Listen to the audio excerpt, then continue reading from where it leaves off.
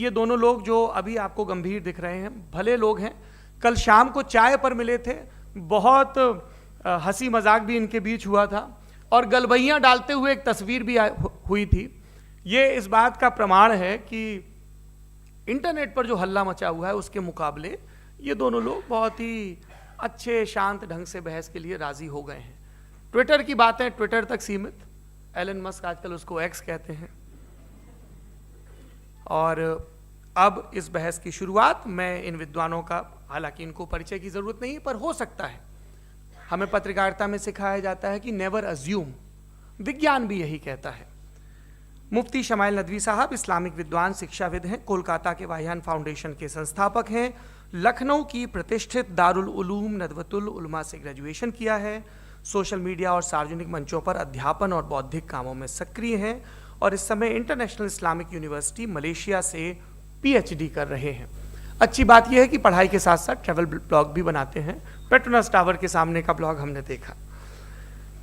हमारे साथ जावेद अख्तर साहब हैं। जावेद अख्तर साहब कवि हैं, शायर हैं, गद्य भी लिखते हैं, फिल्मों के लिए संवाद लिखे हैं, गीत लिखे हैं। इससे इतर ये वैज्ञानिक सोच को लेकर या अपने डिक्लेयर्ड एथिज्म को लेकर भी मुखर रहते हैं और अपने तहीं रैशनैलिटी की बात करते हैं। देवियों और सज्जनों, डज गॉड एग्जिस्ट? इस सवाल का जवाब सब अपने अपने तहीं खोजने की कोशिश कर रहे हैं। कोई इसको गॉड डैम पार्टिकल की खोज बताता है, कोई गॉड पार्टिकल की खोज बताता है, कोई हिग्स बोसान की खोज बताता है, कोई ये सवाल जवाब तलाशने की कोशिश करता है कि मास एग्जिस्टेंस में आखिर आया कैसे, हुआ क्या था, सृष्टि के पहले, समय के पहले क्या था। और कोई ये कहता है कि ये सारी खोजें जिस मस्तिष्क में हो रही हैं प्रकृति के क्रम में, वो कैसे विकसित हुआ। मैं उम्मीद करता हूं कि हम आज इन बुनियादी सवालों के कुछ जवाब हासिल करने में कामयाब हूं। मैं सबसे पहले मंच पर आमंत्रित कर रहा हूं मुफ्ती शमाइल नदवी साहब को। आइए सर। जी,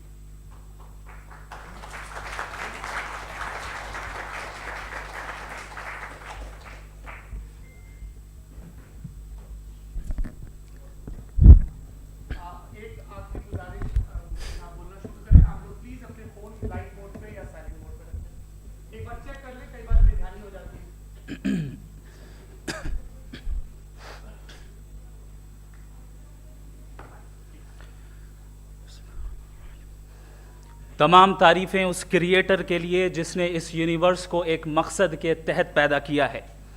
रिस्पेक्टेड जनाब जावेद अख्तर साहब, मिस्टर सौरभ द्विवेदी और respected audience, thank you all for being here today. आज की डिबेट में चूंकि हम बात करने वाले हैं डज गॉड एग्जिस्ट के टॉपिक पर, तो ये एक ऐसा टॉपिक है जिसके मुताल्लिक कोई भी डिसीजन लेने के लिए अलग अलग स्टैंडर्ड्स हो सकते हैं। लिहाजा डिबेट के शुरू में ये ज़रूरी है कि हम ये जान लें कि आज के इस टॉपिक में कौन सा स्टैंडर्ड सही होगा और कौन सा गलत होगा। सबसे पहला स्टैंडर्ड जिसे मैं समझता हूँ कि हमारे रिस्पेक्टेड जनाब जावेद अख्तर साहब बड़ी तेज़ी के साथ उसकी तरफ लपकेंगे, वो है साइंस। जबकि साइंस दर हकीकत खुदा के एग्जिस्टेंस को डायरेक्टली साबित करने या उसके एग्जिस्टेंस को डिनाई करने के लिए स्टैंडर्ड नहीं बन सकती। और उसकी वजह क्या है, ये मैं नहीं कह रहा, ये वो लोग कह रहे हैं जो साइंस के एक्सपर्ट्स हैं। नेशनल एकेडमी ऑफ साइंस कहती है science doesn't have the processes to prove और disprove the existence of God. Why? क्योंकि साइंस का ताल्लुक एम्पेरिकल एविडेंस से है और एम्पेरिकल एविडेंसेस का ताल्लुक हमारे नेचुरल और फिजिकल वर्ल्ड से है, जबकि गॉड नॉन फिजिकल और सुपर नेचुरल रियलिटी है। लिहाजा नॉन फिजिकल रियलिटी को आप उस टूल के साथ नहीं चेक कर सकते जिसका काम फिजिकल रियलिटी को तलाश करना है। लिहाजा आज इस डिबेट में गॉड की एग्जिस्टेंस को साबित करने या उसे डिनाई करने में साइंटिफिक एविडेंस को एक्सेप्ट नहीं किया जाएगा। दूसरा स्टैंडर्ड हो सकता है रेविलेशन, कि रेविलेशन के जरिए हम ये साबित करें कि गॉड एग्जिस्ट करता है या नहीं। लेकिन ये स्टैंडर्ड भी आज इररेलेवेंट है। क्यों? क्योंकि रेविलेशन मेरे नज़दीक सोर्स ऑफ नॉलेज है, वैलिड सोर्स ऑफ नॉलेज है, लेकिन हमारे जावेद अख्तर साहब के नज़दीक ये वैलिड सोर्स ऑफ नॉलेज नहीं है। लिहाजा आज की डिबेट में मैं एक भी एविडेंस किसी भी मजहबी स्क्रिप्चर से नहीं दूंगा, ताकि जावेद अख्तर साहब के लिए वो अनएक्सेप्टेबल ना हो। तीसरा जो मेयार हो सकता है वो है ऑब्जर्वेशन, कि भाई कोई कहे कि हमें खुदा दिखाओ, अगर है तो दिखाओ, या ये कि खुदा के एग्जिस्टेंस पर एम्पेरिकल एविडेंस दो, तो ये है दर हकीकत गलत टूल का इस्तेमाल करना। ये ऐसा ही है कि जावेद साहब मुझसे ये मुतालबा करें कि मुफ्ती साहब आप मेटल डिटेक्टर के जरिए प्लास्टिक डिटेक्ट करके दिखाएं। अब चूंकि प्लास्टिक डिटेक्ट नहीं हो पा रही है, लिहाजा plastic does not exist. No, you are using the wrong tool. इस टूल से प्लास्टिक को डिटेक्ट नहीं किया जाता। लिहाजा मैं समझता हूं कि गॉड के एग्जिस्टेंस पर एम्पेरिकल एविडेंस का मुतालबा करना एक बचकाना मुतालबा है, और हमारे रिस्पेक्टेड जनाब जावेद अख्तर साहब इस स्टेज से अब बहुत आगे निकल चुके हैं। अब बचता है एक ही स्टैंडर्ड, और वो स्टैंडर्ड है अक्ल, लॉजिक, रीजनिंग। और यही वो स्टैंडर्ड है जिसके तहत गॉड की एग्जिस्टेंस को साबित किया जाएगा या गॉड की एग्जिस्टेंस को डिनाई किया जाएगा। लेकिन चूंकि ये बहुत इंपॉर्टेंट और सेंसिटिव टॉपिक है, इसलिए लॉजिकल आर्ग्यूमेंट भी ऐसा होना चाहिए जो डेफिनेटिव हो, इनडेफिनेटिव ना हो, जो 2 और 2 4 की तरह बिल्कुल वाजे हो, जिसे लॉजिकली रिजेक्ट करना पॉसिबल नहीं हो। फॉर एग्जाम्पल हम कहें हमारे रिस्पेक्टेड मिस्टर सौरभ साहब, ये एक इंसान है और तमाम इंसान कॉन्शियस बीइंग है, लिहाजा नतीजा क्या निकला, हमारे सौरभ साहब भी कॉन्शियस बीइंग है। क्या ये इनडेफिनेट आर्ग्यूमेंट है या डेफिनेट आर्ग्यूमेंट है? ये डेफिनेट आर्ग्यूमेंट है।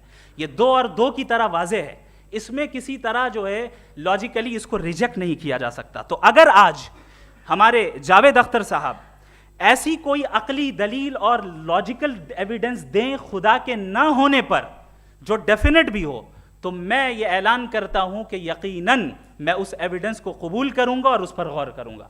लेकिन साथ में यह भी ऐलान कर देता हूं प्रेडिक्शन के तौर पर कि ऐसा कोई डेफिनेट आर्ग्यूमेंट कोई नहीं पेश कर सकता। दलील हम देंगे और डेफिनेटिव दलील देंगे, लॉजिकल दलील देंगे, ऐसी दलील देंगे जो एंटायर एथिस्टिक वर्ल्ड उसे रेफ्यूट नहीं कर सकती। चलें अब हम एक एग्जाम्पल सोचते हैं, एक सिनेरियो, सिंपल सिनेरियो, तमाम ऑडियंस से गुजारिश है, हम और आप एक आइसोलेटेड आइलैंड पर हैं, ऐसा आइलैंड जहां पे हमसे पहले कोई कभी नहीं गया। चलते चलते आपके सामने अचानक आपने देखा एक पिंक कलर की बॉल पड़ी हुई है। सबसे पहला सवाल आपके जहन में क्या आएगा कि ये बॉल यहां क्यों आई, कैसे आई, ये पिंक कलर की ही क्यों है, कोई और कलर भी हो सकता था, ये इसी शेप में क्यों है, कोई और शेप भी हो सकता था। नेचुरली आप इस तरफ पहुंचेंगे कि कोई ना कोई है जिसने इन स्पेसिफिक प्रॉपर्टीज के साथ इस बॉल को बनाया है और यहां पे रखा है। चूंकि आप जानते हैं कि ये जो बॉल है इसका एग्जिस्ट करना जरूरी नहीं है, ये एग्जिस्ट कर भी सकती थी, नहीं भी कर सकती थी, और एग्जिस्ट करना ही था तो किसी और फॉर्म में करती, किसी और कलर में करती। अब आप इस बॉल को एक्सपैंड करते चले जाएं, एक्सपैंड करते चले जाएं, एक्सपैंड करते चले जाएं, यहां तक कि ये बॉल यूनिवर्स के साइज की हो जाए। बताइए कि क्या साइज के बढ़ जाने से सवाल बदल जाएगा? हरगिज नहीं बदलेगा। अभी भी सवाल रहेगा ये यूनिवर्स कहां से आया, इन स्पेसिफिक प्रॉपर्टीज के साथ कहां से आया, क्यों आया, किसने बनाया, ये सवाल उस वक्त भी वैलिड रहेगा। लेकिन ये सवाल अगर हम जनाब जावेद अख्तर साहब से करें तो चूंकि इनका वर्ल्ड व्यू एथिस्टिक है, और सिर्फ इनका नहीं, मतलब जितने भी एथिस्ट हैं और एथिस्टिक वर्ल्ड व्यू को रखने वाले से अगर आप ये सवाल करें कि ये यूनिवर्स कहां से आया, तो इनका जवाब या तो आर्ग्यूमेंट फ्रॉम इग्नोरेंस होगा या डॉगमेटिक होगा।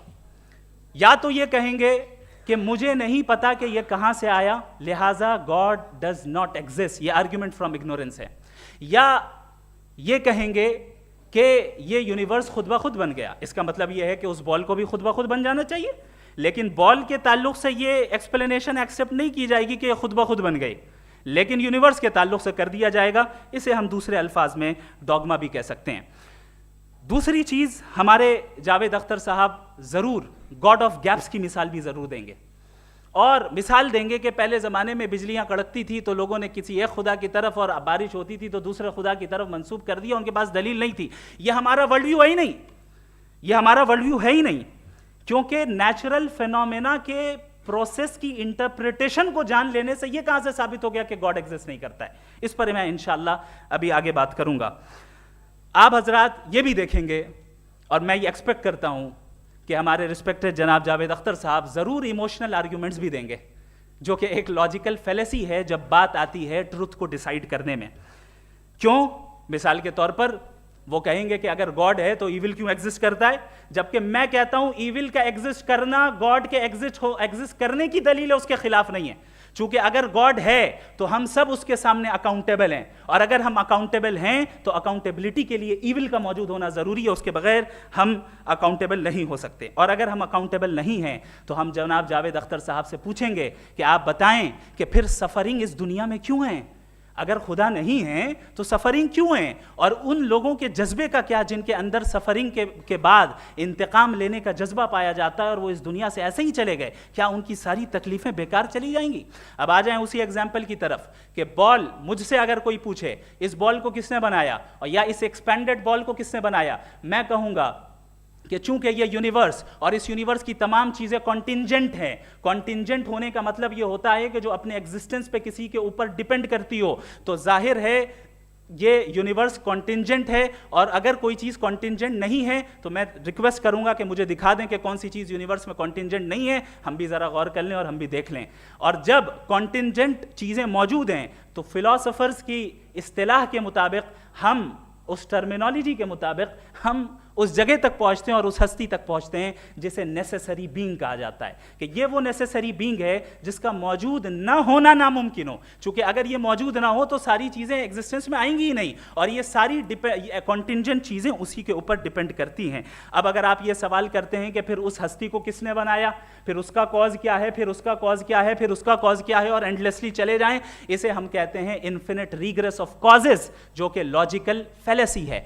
कॉन्सेप्चुअली इन्फिनिटी पॉसिबल है। मिसाल के तौर पे न्यूमेरिकल्स 1 2 3 गिनते चले जाएं, इन्फिनिट नंबर्स हैं। मैं कॉन्सेप्चुअली बात नहीं कर रहा, प्रैक्टिकली रियलिटी में साबित करके दिखाएं कि infinite regress of causes possible हैं या नहीं। अगर पॉसिबल हैं तो हम मान लेंगे, मिसाल दे दें, और पॉसिबल नहीं है तो एक ही ऑप्शन बचता है जिसे हम कहते हैं नेसेसरी बीइंग। ऐसी नेसेसरी बीइंग जो इंडिपेंडेंट है, क्योंकि अगर वो डिपेंडेंट हुई तो वो नेसेसरी नहीं रहेगी। ऐसी इंडिपेंडेंट बीइंग जो इटर्नल है, अगर वो इटर्नल नहीं होगी, उसकी बिगिनिंग होगी तो वो खुद कॉन्टिंजेंट है।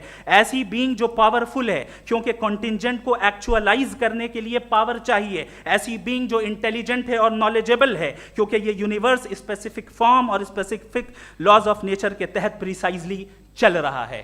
Thank you. थैंक यू मुफ्ती साहब। मैं इन दलीलों के बाद जावेद अख्तर साहब से गुजारिश करूंगा, आप बैठ के बोलना चाहेंगे या वहां? जी।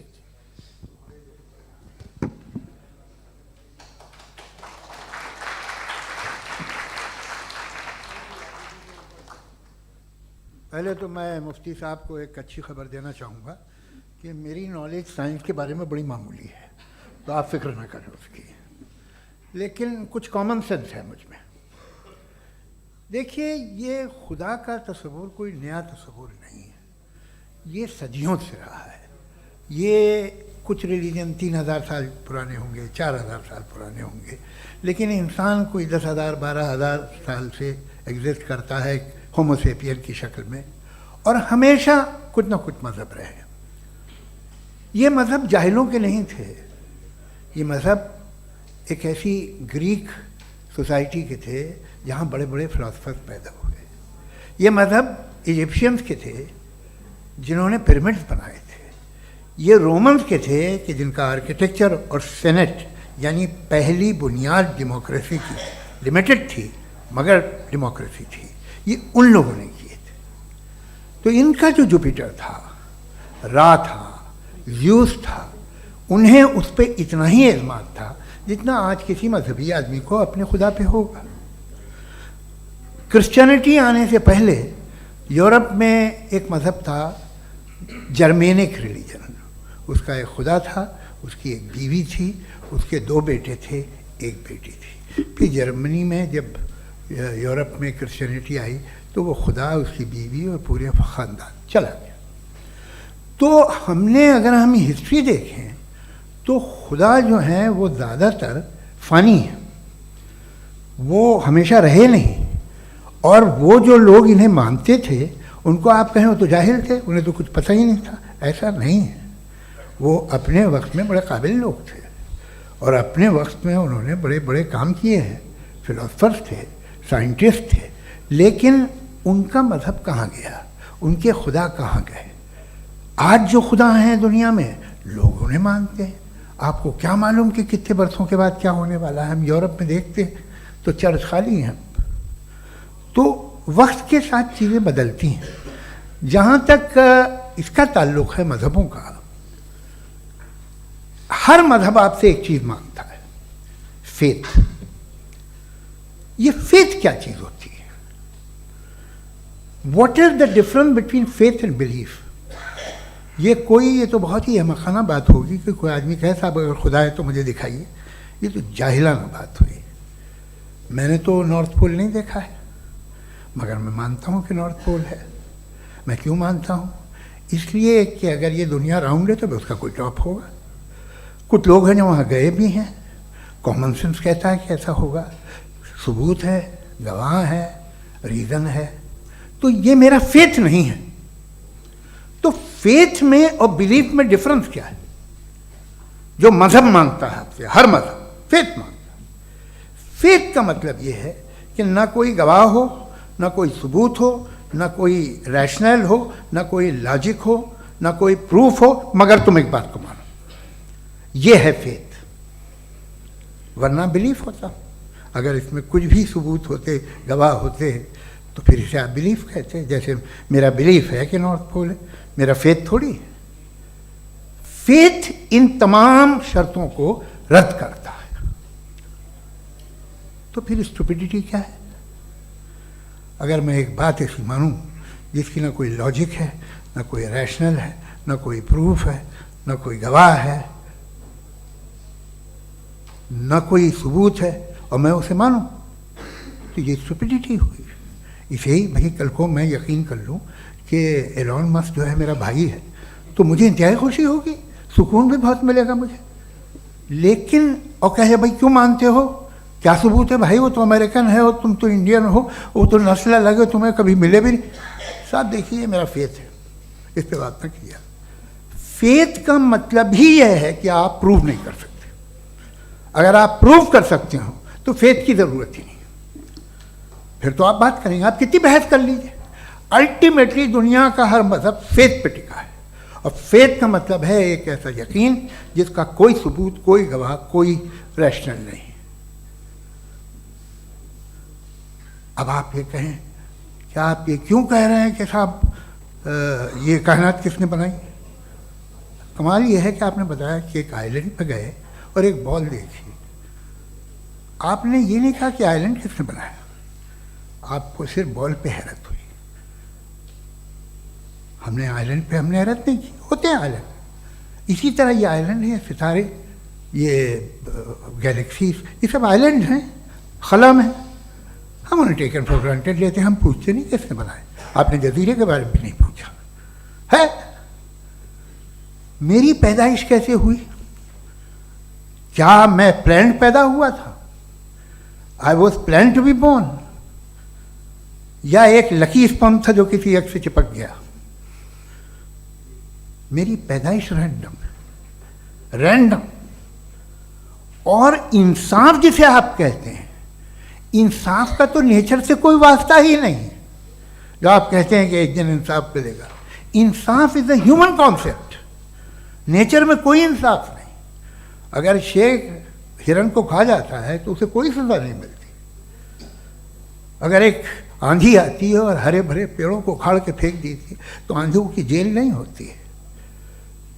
नेचर में इंसाफ नहीं, इसलिए मुझे नेचर को इंसाफ की ज़रूरत भी नहीं। नेचर तमाम एक है। अब हम कहें कि साहब ये देखिए जो मैंने खाना खाया था, ये मेरी आँख तो नहीं यूँ कर दिया उसे, तो इसे सज़ा मिलनी नहीं, वो सिस्टम है, ऐसे ही चल रहा है। नेचर बग़ैर इंसाफ के है। इंसाफ इज़ अ ह्यूमन कॉन्सेप्ट। तो जो आपसे कहता है कि मैं तुम्हें इंसाफ दूंगा, वो इंसानी जहन की पैदावार है। ये नेचुरल है ही नहीं, ये आसमानी है ही नहीं। नेचर का तसव्वुर, इंसाफ का तसव्वुर। भाई आप साथ मिलते हैं, अब आप लेफ्ट हैंड ड्राइव कर लें, ये क्या है? तमाम सच, तमाम नेकी, तमाम शराफत लेफ्ट हैंड ड्राइव है। वरना क्या होगा, या तो आप क्रॉस कर देंगे, आपका एक्सीडेंट हो जाएगा, या आप किसी को मार देंगे, या ट्रैफिक जैम हो जाएगा। झूठ, बेईमानी, रिश्वतखोरी, ये तमाम जो है driving on the wrong side है, इसके ऊपर कुछ नहीं। ये तो हमने बनाया, जैसे हमने लेफ्ट हैंड ड्राइव बनाई है। ये कॉन्सेप्ट ऑफ इंसाफ जो है ये हमारा है, इसका नेचर से कोई वास्ता नहीं। शेर खा जाता है हिरन को, उसे जेल होती है क्या? कुछ भी नहीं, है ही नहीं। तो ये जो दुनिया के रिलीजन प्रॉमिस करते हैं आपसे इंसाफ, इसी से मालूम होता है कि ये मैन मेड है। ये तसव्वुर कहीं और का है ही नहीं। जो नेचर है, कुछ लोग कहते हैं नेचर ही खुदा है, तो नेचर में तो इंसाफ नहीं कहीं। और आप वादा कर रहे हैं कि तुम्हें मरने के बाद इंसाफ मिलेगा। मुझे अगर मिलेगा तो मैं बहुत खुश हूँगा, लेकिन मैं यकीन नहीं कर पाता हूँ, इसलिए कि मैं फेथ नहीं पैदा कर सकता। The very fact that religions demand faith, इसका मतलब है कि उनके पास जस्टिफिकेशन नहीं है। अच्छा साहब, फिर रिलीजन अगर मॉडरेशन में है, कोई सा भी रिलीजन, वो आप में कुछ खूबियाँ भी पैदा करता होगा, देखिए उससे ये फ़ायदा है, वो फ़ायदा है। अल्कोहल जो है वो ज़्यादातर दवाओं में यूज़ होती है, और एक सर्वे किया गया था अमेरिका में कि लॉन्जिटिविटी किन लोगों की है, तो एक तरफ वो लोग थे जो शराब पीते ही नहीं थे, और एक तरफ वो थे जो एक बोतल शराब रोज़ पीते थे। सबसे ज़्यादा लंबी उम्र उनकी है जो 2 पैग नाप के शराब पीते हैं और खाना खाते हैं। मगर हम शराब को बुरा समझते हैं, मैं भी बुरा समझता हूँ। क्यों? ऐसा होता नहीं। कुछ चीज़ों में आदत होती है कि वो बढ़ती है। आज तक में एक आदमी दूध पीता है, आप 10 साल बाद भी मिलेंगे तो एक ही गिलास पीता होगा। ऐसा नहीं होता, सुबह से दूध पीता रहता है। मिल्कोहलिक मैंने नहीं देखे, अल्कोहलिक होते हैं। ये टेंडेंसी है मजहब की कि वो बढ़ता है, जैसे कैंसर बढ़ता है, जैसे शराब बढ़ती है। कुछ लोग होंगे जो उसे सही तरह से यूज़ करते हैं। मुझे यकीन है कि हमारे मुफ्ती साहब भी उनमें से एक हैं, इनसे बहुत खुशी हुई मुझे इनसे मिलकर। लेकिन कितने लोग हैं कि आज आप देखते हैं दुनिया में जो तबाहियाँ हैं, इनमें कितना हाथ है उन लोगों का जो बिलीवर कहते था मजहब ये नहीं कहता, ना कहता होगा, मगर जब ये मजहब पीते हैं तो ऐसे बिहेव करते हैं। थोड़ा सा अगर हो तो शायद बहुत अच्छी बात, लेकिन शराब थोड़ी सी नहीं रहती, उसमें टेंडेंसी है पहले। थोड़ा सा अगर 2-3 कैंसर के सेल हो ना बॉडी में तो आदमी स्लिम रहेगा, लेकिन वो 2-3 सेल नहीं रहते, वो मल्टीप्लाई होते हैं। जावेद साहब, टाइम पूरा हो गया। टाइम हो गया तो बस बात खत्म हो गई। अच्छा, मुझे कुछ और कहने को था भी नहीं। जी, मैं पहले जवाबी दौर के लिए इनवाइट कर रहा हूँ मुफ्ती साहब को। Your rebuttal round 1, you have 7 minutes.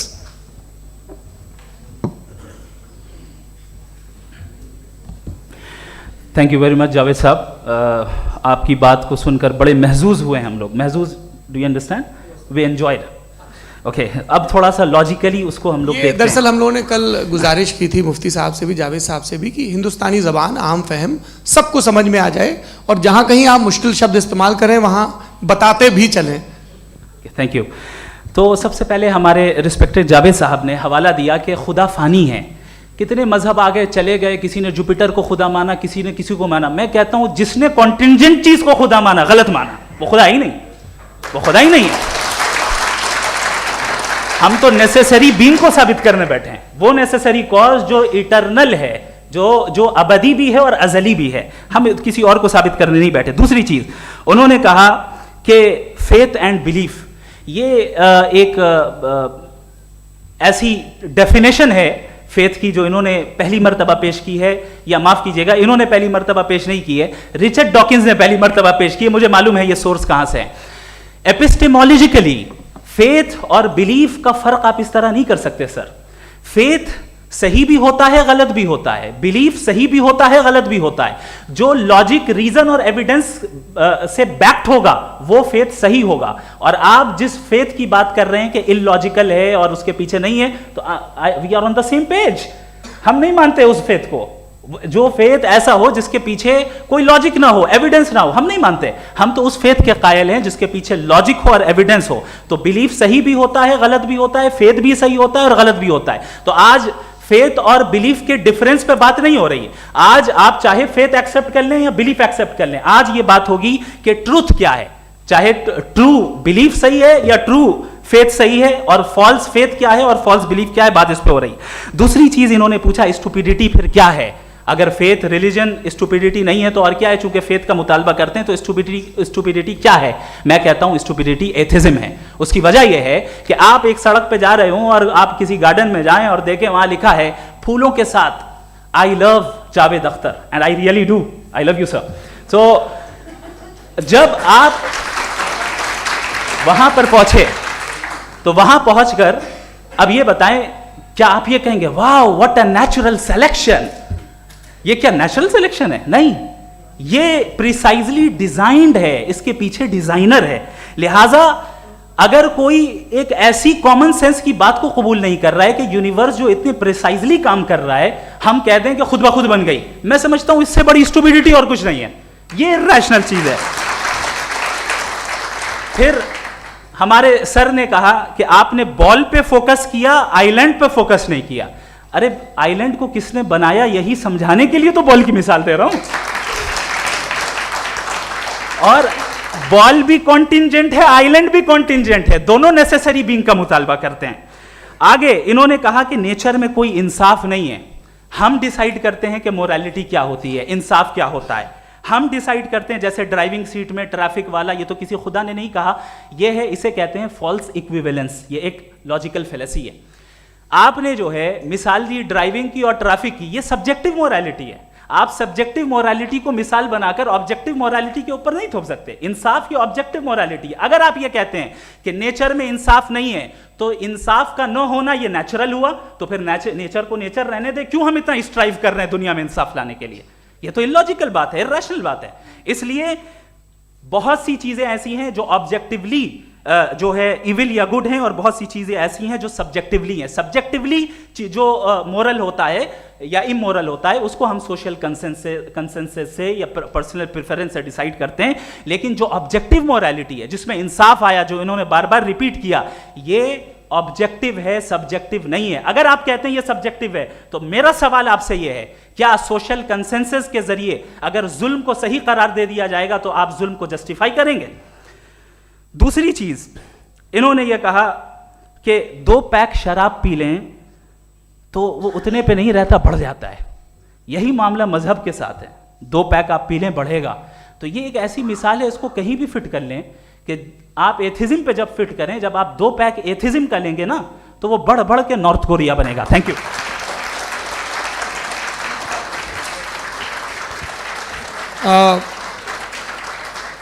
First round के रिबटल के लिए मैं जावेद साहब को इनवाइट कर रहा हूं। आपके पास 7 मिनट का वक्त है, रीसेट कर दीजिएगा प्लीज। मुझे इस बात की खुशी है कि मुफ्ती साहब ने भी मान लिया कि नेचर में कोई इंसाफ नहीं है। तो कोई भी चीज़ जो इंसान ने नहीं बनाई है उसमें इंसाफ नहीं होता है। एक बात मैं आपसे अर्ज़ करूँ, ज़रा पता लगा लीजिएगा, ये जो आप बाग में जाते हैं बेहद खूबसूरत फूल देखते हैं ना, इनमें से कोई नेचुरल नहीं है। ये सारे फूल क्रॉस करके बनाए गए हैं। जो जंगल में फूल होते हैं नहायत मामूली होते हैं, ये फूल इंसानों ने बनाए हैं। जो आप बाग में देख के वाह वाह कहते हैं, ये इंसानों के बनाए हुए हैं। डिफरेंट फूलों को क्रॉस करके, डेवलप करके, फिर क्रॉस करके इस तरह से बनाए गए। नेचुरल फ्लावर नहीं। किसी जंगल वीरान में जाके आप गुलाब के फूल नहीं देखेंगे, ये सब बनाए हुए इंसान ने। बहुत से काम इंसान ने किए हैं। बाकी है कि आपने मेरी एक बात का जवाब नहीं दिया, जिससे मुझे शिकायत है कि फेथ क्या है और आप फेथ मांगते क्यों हैं मुझसे? आप तो लॉजिकल हैं, आपके पास तो सारे रैशनल्स हैं, आपके पास सारे सबूत हैं, तो आपको फेथ की डिमांड क्यों करते हैं कि भाई तुम सरेंडर कर दो और सवाल मत करो? कोई मजहब सारे सवाल करने की इजाज़त नहीं देता है और मना करता है कि ज़्यादा सवाल ना करो, बहक जाओगे तुम। आप क्यों रोकते हैं? हकीकत ये है कि इंसानी तारीख क्या है। इंसानी तारीख ये है कि दुनिया में दो तरह के लोग हुए हैं। एक वो जिन्होंने अपनी लाइल्मी की परस्तिश की है, दूसरे वो जिन्होंने अपनी इग्नोरेंस या लाइल्मी से झगड़ा किया है और मालूम किया है कि क्या है। ये जो आप कह रहे हैं, आज आप हैरान हैं कि भाई ये यूनिवर्स कैसे बनी। लोग हैरान थे कि सूरज डूबता है तो इधर से कैसे निकलता। और आप एक कदम जाके हमेशा का मानने को तैयार है, एक कदम पीछे ही मान जाइए। भाई आप इसके बाद जाते हो, कहते सवाल ना करना कि ये कहाँ से आया, ये पावर तो हमेशा से हमेशा रहेगी। तो आप यूनिवर्स के बारे में मानने में क्या तकलीफ है। एक कदम पहले रुक जाइए, ये हमेशा से थी या नहीं थी हमें मालूम नहीं है। और ये कहना कि हमें मालूम नहीं है, कमाल ये है कि दुनिया के सारे मजहब सब जानते हैं ये दुनिया कैसे बनी थी, कैसे मिटेगी, मरने के बाद क्या होगा, इनको सब इल्म है। इनको किसी को डायनासोर होते थे पहले ये नहीं पता था, किसी को नहीं पता। किसी भी दुनिया की मजहबी किताब में डायनासोर का जिक्र नहीं है। लेकिन बाकी सब बातें, how to make universe in 4 easy lessons and बाकी सब पता है। जिसको सब पता है वो गड़बड़ है। हम में ये इनकिसार, ये ह्यूमिलिटी होनी चाहिए कि हम ये कहें कि हमें ये बहुत सारी बातें नहीं मालूम, लेकिन हम उनकी परस्तिश न करना, अपनी लाइल्मी को की परस्तिश न करें, हम उसे पता लगाने की कोशिश करें। जिस दुनिया में आप बैठे हैं सर, ये हॉल जो है, ये इलेक्ट्रिसिटी जो है, ये माइक जो है, जिस हवाई जहाज से आप आए थे, वो जिस कार से आप यहाँ आए हैं, ये सब उन लोगों की बनाई हुई है जिन्होंने सवाल किए थे। ये दुनिया जिसमें आप आज आराम से हैं, ये उन लोगों की बनाई है कि जिन्होंने सवाल किए थे। और हर स्टेज पे इन सवालों को मकरूह कहा गया था, गलत कहा गया था। आप ज़रा तारीख पढ़िए, एक बड़ी दिलचस्प किताब है बर्ट्रैंड रसेल की, जिसमें उसने रिलीजन एंड साइंस कि कब से रिलीजन जो है साइंस के अगेंस्ट है। और हद तो ये है कि भाप के इंजन के खिलाफ थे, स्टीम इंजन के भी खिलाफ थे, और फतवे हुए उन पर, वेटिकन ने दिए। तो ये हमेशा, अभी जैसे ही ये राइट विंगर आते हैं अमेरिका में पावर में, तो वो जो अपना ये क्या बोलते हैं उसे, सीड क्या बोलते हैं, सीड क्या जो, हाँ नहीं सीड जो होते हैं जिन पे जी नहीं भाई, वो जो ह्यूमन बॉडी के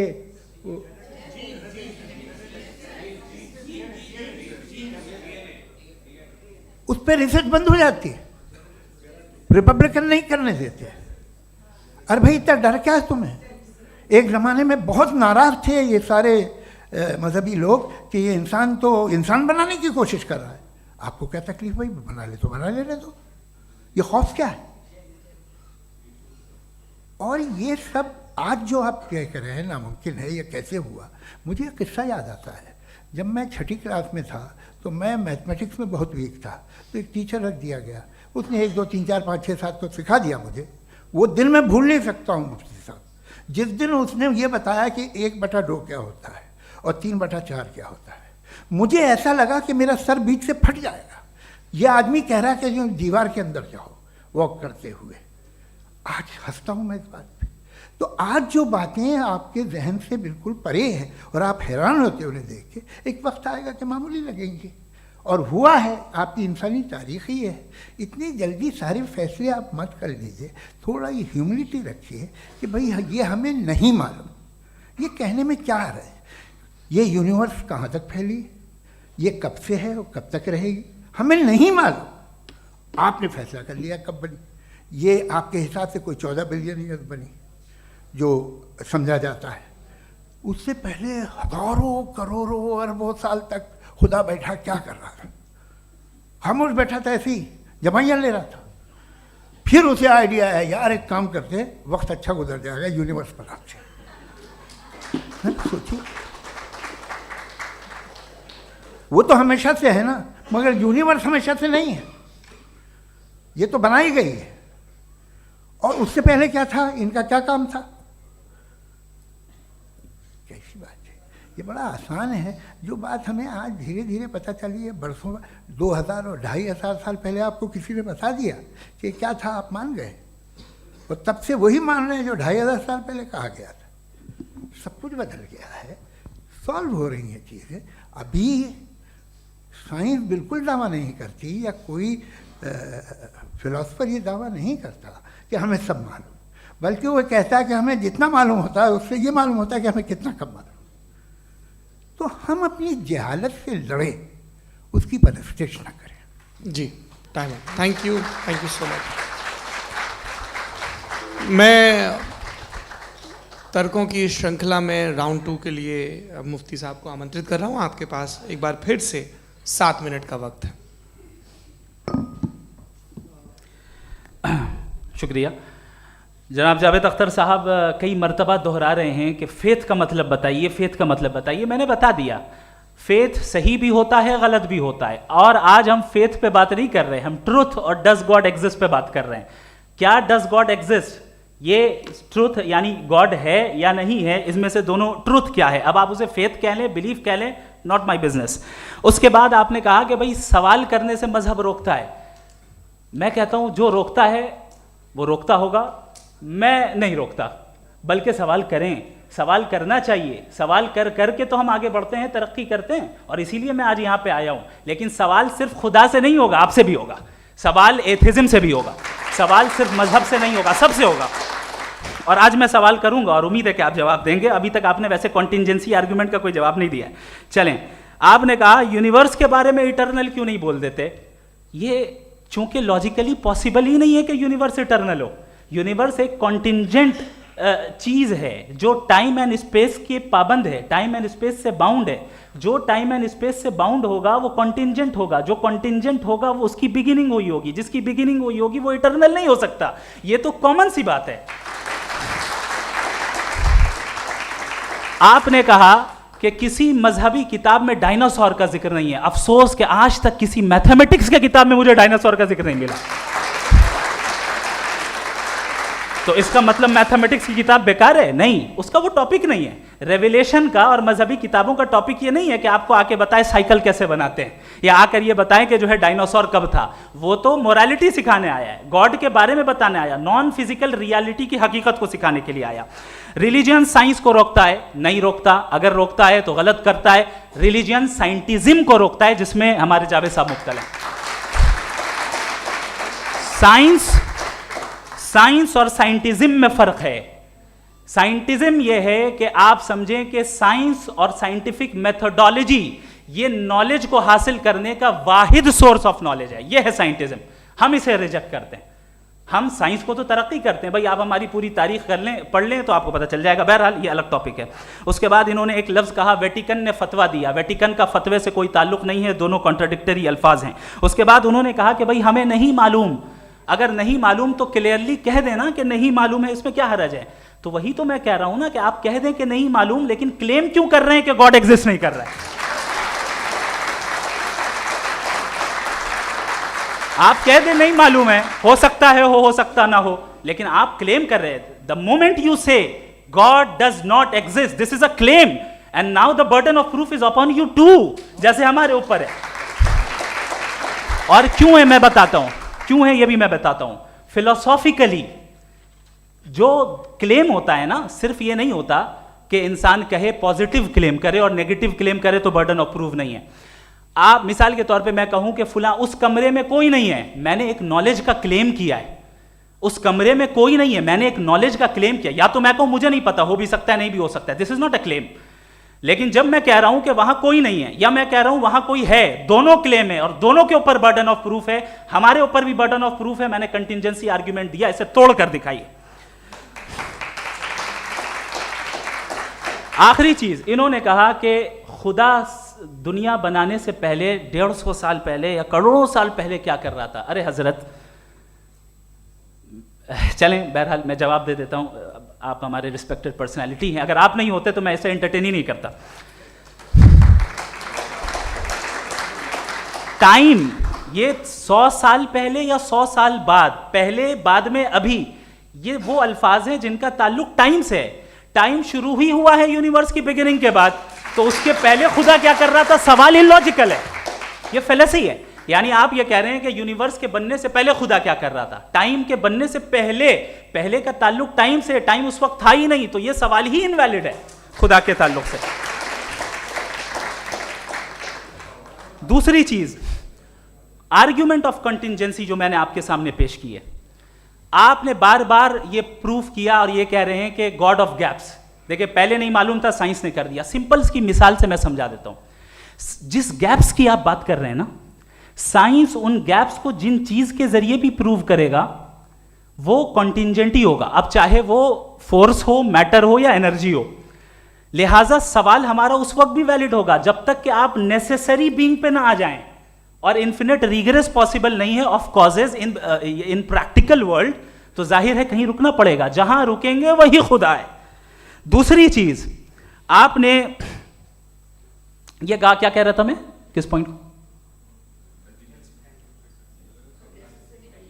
What? Oh no, after that. Just now. हाँ, जहां रुकेंगे वही खुदा है। बहरहाल, तो टाइम का जिक्र हो गया, गॉड ऑफ गैप, सॉरी, या इसकी एक मिसाल आप ले लें। एक कार है, एक साहब ने देखा कि भाई कार जो है उसके व्हील्स कितने अच्छे लगे हुए हैं, सही जगह पे, स्टीयरिंग जो है कितने अच्छे जगह पे लगी हुई है, और सीट्स कितने वेल डिजाइंड है, कितनी प्रिसाइजली ये कार काम कर रही है, तो जरूर कोई ना कोई इसे क्रिएट किया है, किसी ने क्रिएट किया है। अब जावेद साहब आए और कहे, अरे जनाब बोनेट खोलिए, इसमें इंजन है, इंजन इस कार को चला रहा है, hence prove no one has created the car. This is illogical, this is irrational. आपने इंजन के जरिए उस गैप को तो साबित किया, लेकिन क्या उससे कार की जो क्रिएशन है और उसका जो क्रिएटर है ये इम्पॉसिबल हो जाए? ऐसा पॉसिबल है? उसका सवाल खत्म हो जाए, ऐसा पॉसिबल है? नहीं। आपने गैप्स को फिल करके, कॉन्टिंजेंट चीजों से गैप्स को फिल करके हमारे ऑब्जर्वेशन को और ब्रॉड कर दिया। अब हमें और पता चल गया कि ये जो कार है इसका सिस्टम कितना ज्यादा कॉम्प्लेक्स है। पहले कम समझते थे, अब कॉम्प्लेक्सिटी और ज्यादा वाजे हो गई। अब हमें समझ में आ रहा है कि हमारी सर्टेनिटी और बढ़ गई कि जरूर इस कार को किसी ना किसी ने बनाया। यही मामला यूनिवर्स का है। साइंस हमेशा फिजिकल वर्ल्ड की चीजों को ही फिल करती जाएगी और फिजिकल चीजों से ही करती जाएगी, चूंकि एम्पेरिकल एविडेंस का ताल्लुक फिजिकल वर्ल्ड से है। आप साइंस के जरिए मेटाफिजिकल रियलिटी को कभी साबित नहीं कर सकते। ये रॉन्ग टूल का इस्तेमाल करना है। ये वही काम है कि आप मेटल डिटेक्टर से प्लास्टिक डिटेक्टर करने चलें, जो कि जाहिर है सही नहीं है। Thank you.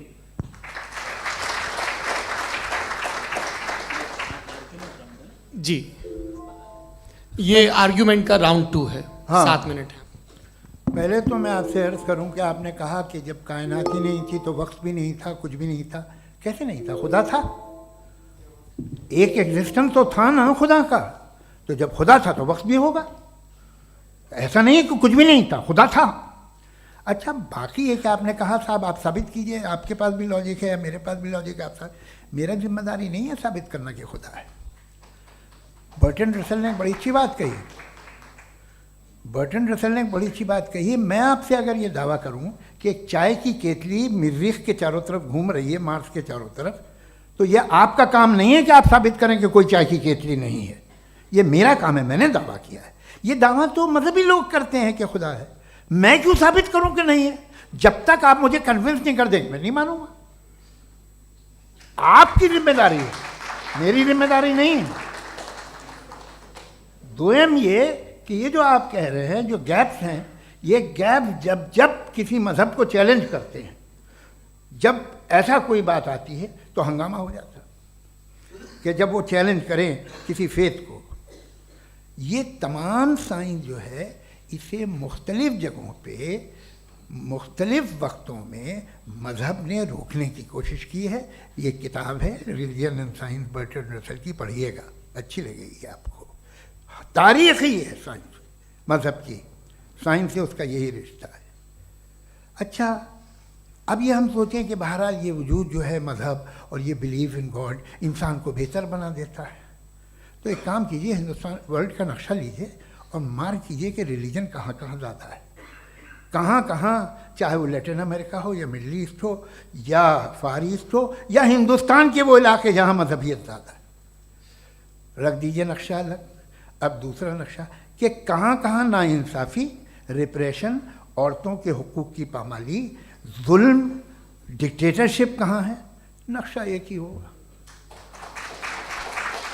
तो आप मुझे बताएं कि जो इसका तरकीब इस्तेमाल क्या है, खुदा का तरकीब इस्तेमाल तो बताइए। आप छोटी सी दवा सड़क पे बेचते हैं, उसकी भी तरकीब इस्तेमाल बताते हैं। इसके इस्तेमाल से तो फ़ायदा नहीं हुआ किसी को। जो सारे के सारे ख़राब मुल्क हैं, ख़राब समाज है, वो सारे जुल्म खुदा के नाम पे करते हैं। वो गलत करते हैं, सही करते हैं, मुझे क्या लेना देना उससे। इस्तेमाल से मालूम होता ना। एक विस्की की बोतल कभी शायद देखी हो आपने, लाल रंग की होती है, उस पर रोशनी और छिपड़ा इंतहाई खूबसूरत लगती है, क्या बिगाड़ रही है किसी का। उसका इस्तेमाल गलत है, इसलिए आप उसे नापसंद करते हैं।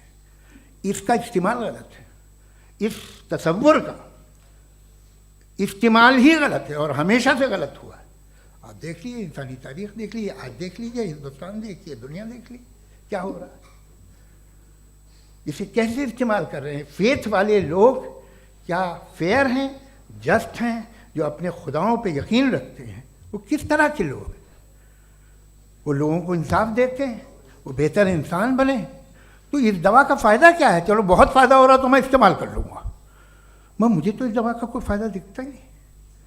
मुझे तो ऐसा लगता, मैं एक और बात बताऊँ, अगर कोई आदमी मजहबी है और अच्छा आदमी है तो मैं उसकी बहुत इज्जत करता हूँ, इसलिए कि मेरा ख्याल है मजहबी आदमी का अच्छा होना मुझसे अच्छा होने से ज़्यादा मुश्किल है।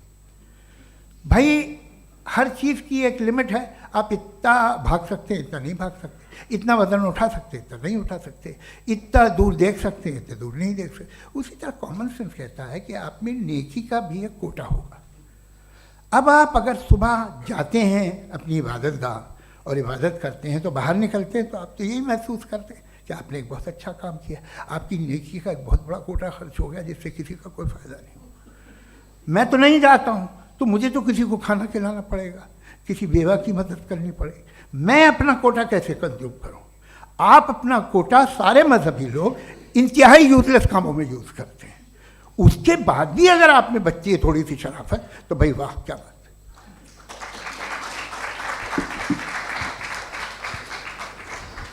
एक तो मुझे ये बात बहुत अच्छी लग रही है कि दोनों ही विद्वान समय को मानते हैं और बहुत समय से अपनी दलीलें और बाज़ दफ़ा समय से पहले अपनी तकरीरें पूरी करके अपनी अपनी कुर्सी पर बैठ रहे हैं। ये इस आर्ग्यूमेंट का राउंड 2 पूरा हुआ। अब रिबटल का राउंड 2 है और उसके बाद क्रॉस एग्जामिनेशन होगा। नहीं, आपका आर्ग्यूमेंट हो गया सर।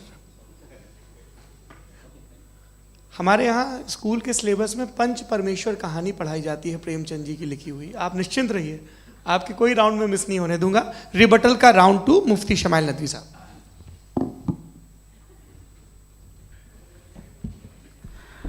असल में जो हकीकी प्रॉब्लम है, असल प्रॉब्लम है, वो ये है कि जावेद साहब के पास कॉन्सेप्ट ऑफ गॉड क्लियर नहीं है। इन्होंने कहा कि कायनात से पहले खुदा तो था, तब भी तो टाइम होगा। ये टाइम कायनात का हिस्सा है। हम खुदा, उस खुदा को मानते हैं, नेसेसरी बीइंग का टाइमलेस होना ज़रूरी है, चूंकि वो टाइम का क्रिएटर है। जब उसने टाइम को क्रिएट किया तो वो खुद टाइम पे कैसे होगा। उसने जब स्पेस को क्रिएट किया तो खुद स्पेस में कैसे होगा। अगर वो टाइम एंड स्पेस को पहले से ही उसका पाबंद है तो फिर किस चीज़ को उसने क्रिएट किया। लिहाजा ये सवाल गलत है कि खुदा था तो टाइम होगा, बिल्कुल नहीं। टाइम के पाबंद हम खुदा नहीं है, हम फिजिकल वर्ल्ड से ताल्लुक़ रखते हैं, वो मेटाफिजिकल रियलिटी है। दूसरी चीज़ इन्होंने मिसाल दी कि चाय की केतली हवा में घूम रही होगी, और पता नहीं शायद वो बर्टन रसल का उन्होंने हवाला दिया। बहरहाल यही प्रॉब्लम है। प्रॉब्लम यही है कि हम चीज़ों के दरमियान डिफ्रेंशिएट नहीं कर पाते हैं। ये जो आपने मिसाल दी ये इमेजिनेशन है, और मैं जो साबित कर रहा हूँ वो लॉजिकल नेसेसिटी है। आप इमेजिन करने आए तो कुछ भी करें, जुपिटर में पिंक एलिफेंट होगा, यूनिकॉर्न होगा, करें, उससे कायनात पे क्या फ़र्क पड़ता है। उससे आप लॉजिकल नेसेसिटी साबित नहीं कर सकते। मैं तो उस प्राइम कॉज की बात कर रहा हूं, उस नेसेसरी बीइंग की बात कर रहा हूं जिसके बगैर इस कायनात का एग्जिस्टेंस मुमकिन नहीं है। दूसरी चीज़, मजहब को साइंस चैलेंज करती है वगैरह वगैरह, ये हमारा टॉपिक ही नहीं है। मैं मैं इस पे बात करूंगा तो फिर मेरा वक्त चला जाएगा। मजहब के ऊपर चूंकि हमारी डिस्कशन नहीं है, साइंस को मजहब और बिलखुसूस मैं और हमारा वर्ल्ड व्यू कम अज़ कम साइंस को पीछे नहीं करता है, साइंटिज्म की मजम्मत करता है। इसकी वजाहत मैंने पहले कर दी। दूसरी चीज़ इन्होंने कहा वर्ल्ड का नक्शा लीजिए, वर्ल्ड मैप लीजिए, दो अलग अलग जगह की। हज़रत मैंने ये होमवर्क किया था और मैंने मिडिल ईस्ट का एक नक्शा लिया और यूरोप का एक नक्शा लिया, ये मजहबी इलाका और ये लिबरल और एथीस्ट इलाका। मुझे पता चला कि सबसे ज़्यादा रेप केसेस जो हैं वहाँ पर हैं।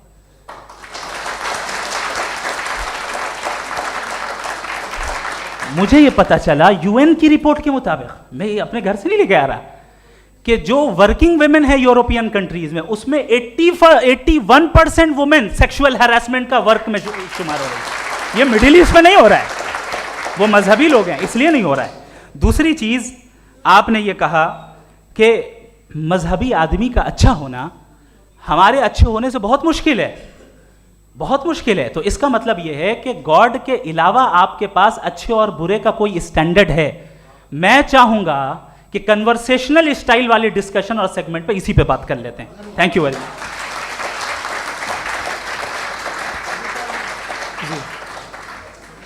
ये रिबटल का राउंड 2 है, आपके पास 5 मिनट का वक्त है और इसके बाद क्रॉस एग्जामिनेशन शुरू करेंगे। आप चाहें तो जो इन्होंने सवाल पूछे उनके जवाब आप रिबटल में भी दे सकते हैं। जी जी, देखिए पहले तो ये बात कि ये मिसाल गलत नहीं है, गलत है। इन्होंने पहले ही हमको डिसार्म कर दिया, कह लिया अकल से मामला सॉल्व नहीं हो सकता, लॉजिक से आप पहुंच नहीं सकते। ये एक मेटाफिजिकल चीज़ है। मेटाफिजिकल अजीब सा लफ्ज़ है, ठीक से किसी को माने नहीं मालूम इसके, तो ऐसा लगता है कुछ बड़ी चीज़ है। अरे भाई क्या होता है मेटाफिजिकल, बताओ, खड़ी हो। ये एक लफ्ज़ है जो कहीं भी इस्तेमाल हो जाता है। जब आप एक बात कर रहे हैं और आप मुझसे बहस कर रहे हैं तो मुझे मेटाफिजिकल मत बताइए, आप लॉजिकली मुझे प्रूफ किए। और अगर लॉजिकली आप नहीं बात करते साहब ये मेटाफिजिकल है, तो फिर हम आप बात क्या कर रहे हैं? मेरा आपका किस ज़बान में कॉन्वर्सेशन होगा?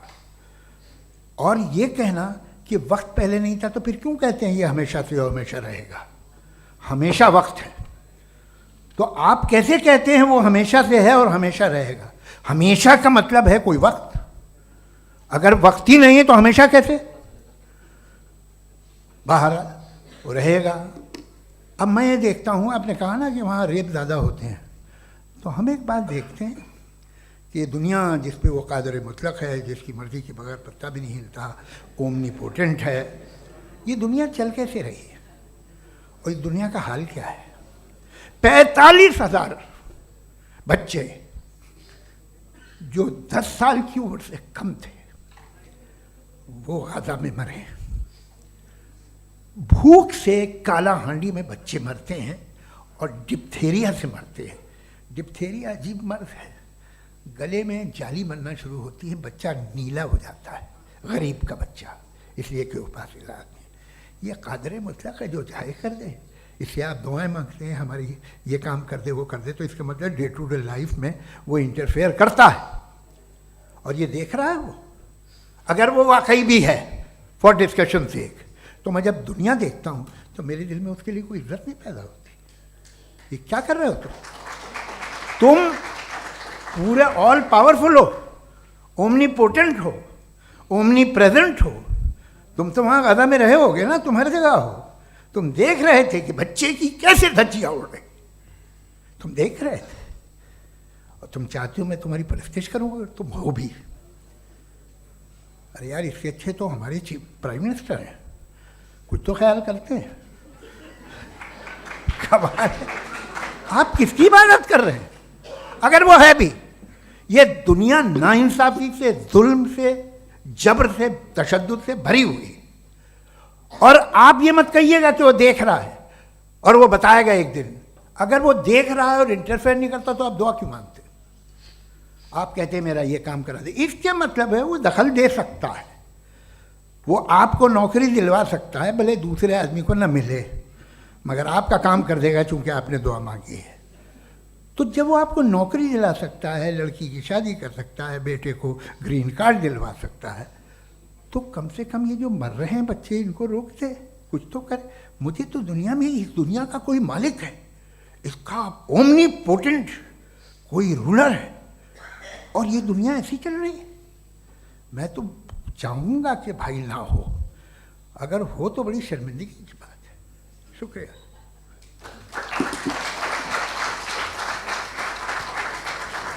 देवियों और सज्जनों, इस बहस के 2 राउंड और 2 रिबटल पूरे हो चुके हैं। अब सबसे ज़रूरी और सबसे मुश्किल राउंड शुरू हो रहा है, क्रॉस एग्जामिनेशन का।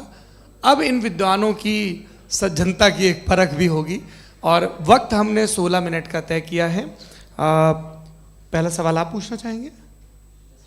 जी बिल्कुल। पहले बोले भी आप माइक ले लीजिएगा हाथ में, ये नीचे से ऑन हो जाएगा।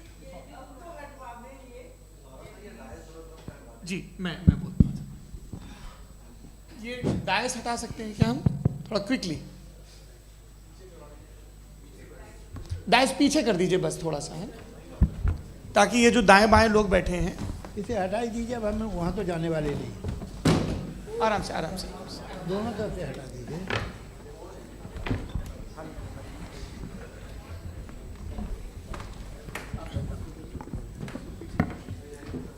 इस बीच आप लोग भी अपने अपने सवाल तैयार कर लें।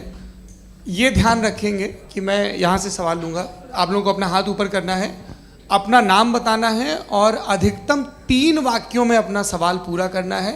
कई लोग सवाल की जगह भाषण देने लगते हैं, उससे आज बचना है।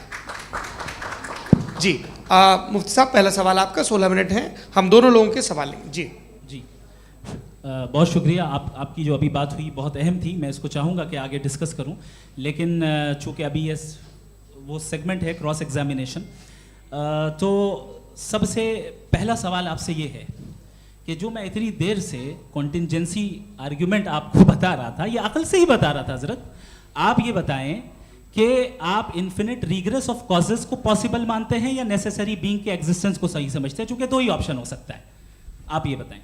देखिए, आपको मैं ईमानदारी से बात करूं, एक तो मैं कॉन्टिजेंसी वर्ड ठीक से समझता नहीं, और इस वक्त भी जो आपने अंग्रेज़ी के अल्फाज इस्तेमाल किए वो ज़रा थोड़े से मुझे डिफ़िकल्ट और कॉम्प्लिकेटेड लगे, तो आप ज़रा सिंपल ज़बान में सवाल कर सकते हैं? बिल्कुल कर सकता हूँ जी।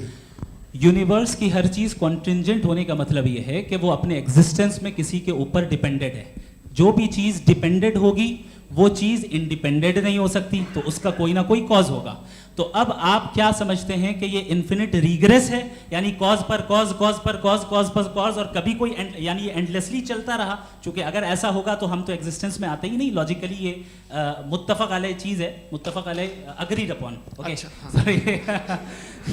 इस पे हमने एग्री किया था कि मुश्किल शब्द आएगा तो अर्थ बताना पड़ेगा। तो इन्फिनिट रिग्रेस तो पॉसिबल नहीं है, तो कहीं ना कहीं आपको रुकना पड़ेगा ऐसे नेसेसरी बीइंग पर। नहीं, कोई ज़रूरत नहीं रुकने की। किसने कहा आप रुकना पड़ेगा?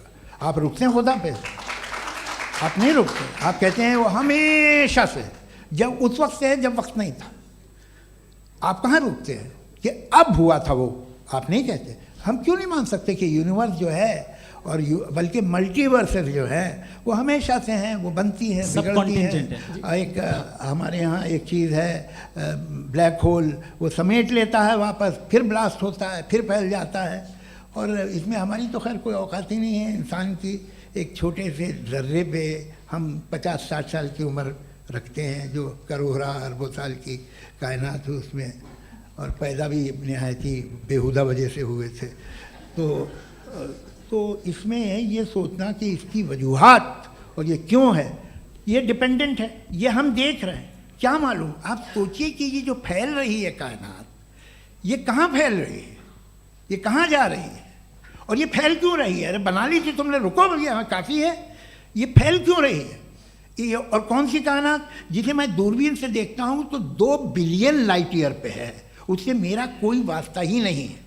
2 बिलियन ईयर यानी अगर मैं 80,000 माइल्स पर सेकेंड से चलूँ तो 20 करोड़ साल में वहाँ पहुँच जाऊँगा। इसकी ज़रूरत क्या थी? ये दुनिया, ये कायनात तो इंसान अशरफुल मखलूक़ात के लिए बनाई गई ना। तो ये सब ये टर्म समझ में नहीं आया, इसमें कोई ख़ास समझने वाली बात थी भी नहीं। ये जो अल्टीमेट कहा यह जाता है कि ये जो पूरी यूनिवर्स है, ये जो दुनिया है, ये इंसान के लिए बनाई गई। अच्छा, ये सब इंसान के लिए। क्यों साहब, सही है ना? बिल्कुल, लेकिन इसका ये मतलब नहीं कि किसी चीज के पीछे रीजन आपको नहीं पता तो रीजन नहीं है, इसे कहते हैं नहीं argument from limited मुझे perspective। मुझे मुझे नहीं पता, लेकिन मेरी जिम्मेदारी नहीं है। वो बिल्कुल सही कहा था उसने, बर्टन रसल ने, आपने उसे मजाक में टाल दिया कि भाई आप एक दावा कर रहे हैं, मैं क्यों कहूँ कि ये गलत है दावा, आप प्रूफ कीजिए, मेरे पे जिम्मेदारी ही नहीं है, मैंने थोड़ी कहा है, आप प्रूफ कीजिए कि ये सही है। आप आर्ग्यूमेंट ऑफ आप कंटिजेंसी का जवाब कोई ही नहीं दे सवाल रहे हैं। पूछना चाहेंगे? है? आप सवाल पूछना चाहेंगे मुफ्ती साहब से? क्योंकि ये क्रॉस एग्जामिनेशन का दौर है। आप जैसे पहले बोल रहे थे फेथ को लेके कुछ। मैं ये पूछना चाहूँगा कि खुदा ने जो भी रेवलेशन किए हैं, एक मज़हब के नहीं बहुत से मज़हबों में किए हैं, अलग अलग रेवलेशन है, कहीं कुछ एक बातें हैं, कॉन्ट्रडिक्शन भी है आपस में, कहीं कुछ आप कर सकते हैं, कहीं कुछ नहीं कर सकते, ऐसा नहीं है कि सबकी कोड ऑफ मॉरल एक है। तो ये किस्सा क्या है? अब आप ये देखिए कि मुझे कभी कभी लगता है कि जो फुटबॉल फाइनल होता है, लाखों लोग होते हैं, फिर वो टीवी कवर करती, करोड़ों लोग, अगर उसमें खुदा की एक बूमिंग आवाज़ आ जाती, मैं गॉड हूँ, तो सारे लोग अभी सुन लेते और टीवी पे भी सुन लेते, किस्सा ख़त्म होता। ये इतनी राजदारी क्या है कि तुम सामने कुछ तो सबूत दे दो हमें सॉलिड। ये कह साहब ये यूनिवर्स कैसे बनी, इससे मसला क्या हल होगा? मैं पूछूंगा आपसे खुदा कैसे बना, क्यों नहीं पूछूंगा कैसे बना? बल्कि वो तो कायनात से कहीं ज़्यादा इंटेलिजेंट है, कायनात से कहीं ज़्यादा कॉम्प्लेक्स। जी वो हमेशा से है, आप कहेंगे मैं मान लूँगा। अच्छा दोयम वो कादिर मुतलक, यानी कादिर मुतलक का मतलब ओमनीपोटेंट, वो जो चाहे कर सकता है, आपको नौकरी दिलवा सकता है, आपकी अच्छी जगह शादी करवा सकता है, आपके पड़ोसी का मुकदमा हरवा सकता है, आपको जिता सकता है, सब काम करता है। थोड़ा सा माइक क्लोज जी। वो इस दुनिया को चला कैसे रहा है, ये दुनिया कैसे चल रही है, आपको इस पर हैरत नहीं होती? या क़यामत के बाद कभी एक जस्टिस होगा, जब ये बच्चा मर चुका होगा जिसकी धज्जियाँ उड़ गई बम से, इसको इंसाफ मिलेगा तब। अच्छा अब जवाब दूं? हाँ जी जी। मैं वही इसीलिए आप ही की तरफ आता। सबसे पहले आपने रेवलेशन और स्क्रिप्चर्स की बात की, इस पे मैं बात कर सकता हूं लेकिन आज नहीं करूंगा चूंकि वक्त कम है, कभी और इस पे डिस्कस करेंगे। मैं तैयार हूं उस पे भी बात करने के लिए। ये क्योंकि अभी हमारा से topic- राउंड 2 की भूमिका तय हो रही है। डज गॉड एग्जिस्ट राउंड 2 जी। चूंकि आज गॉड के एग्जिस्टेंस पे बात है तो मैं उसी के रिलेटेड जो है आपके सवालात को एंटरटेन भी करूंगा और मैं भी पूछूंगा। आपने कहा कि आपने साबित ही नहीं किया, जबकि आर्ग्यूमेंट ऑफ कॉन्टिजेंसी बुनियादी आर्ग्यूमेंट है। आप मुझे कॉन्टिजेंसी का मतलब बताइए, आपका मतलब क्या कॉन्टिजेंसी? कॉन्टिजेंसी का मतलब ये हुआ कि हर वो वजूद जो किसी भी चीज़ का पाबंद है, हर वो वजूद या हर वो चीज़ जो अपने एग्जिस्टेंस में किसी भी चीज़ के पाबंद है और उससे बाउंड है, उसको उसकी ज़रूरत है, उस पर डिपेंड करती है, तो जाहिर सी बात है कि उसका कोई ना कोई कॉज होता है। ये तो अक्ल की बात है, ये आप रीजनिंग की बात करते हैं, मैं वही कर रहा हूँ। दूसरी चीज़ आपने ये बात कही कि इतने बिलियन लाइट ईयर्स दूर है, उसका मेरा क्या लेना देना। फिर मेरे ख्याल से आपको ये नहीं कहना चाहिए I think therefore I am an atheist. आपको सोचना चाहिए, सिर्फ आप एक लिमिटेड दायरे में रहकर नहीं सोचें बल्कि बाहर निकल कर सोचें। आपने तीसरा सवाल किया, आपने सर, 2-3 सवाल एक साथ किए। ऐसी बातें ना कीजिए, कुछ लोगों को इतराज़ हो जाएगा आप पे कि आप कुछ भी सोचिए, ये इजाज़त आपको है नहीं, मुझे है।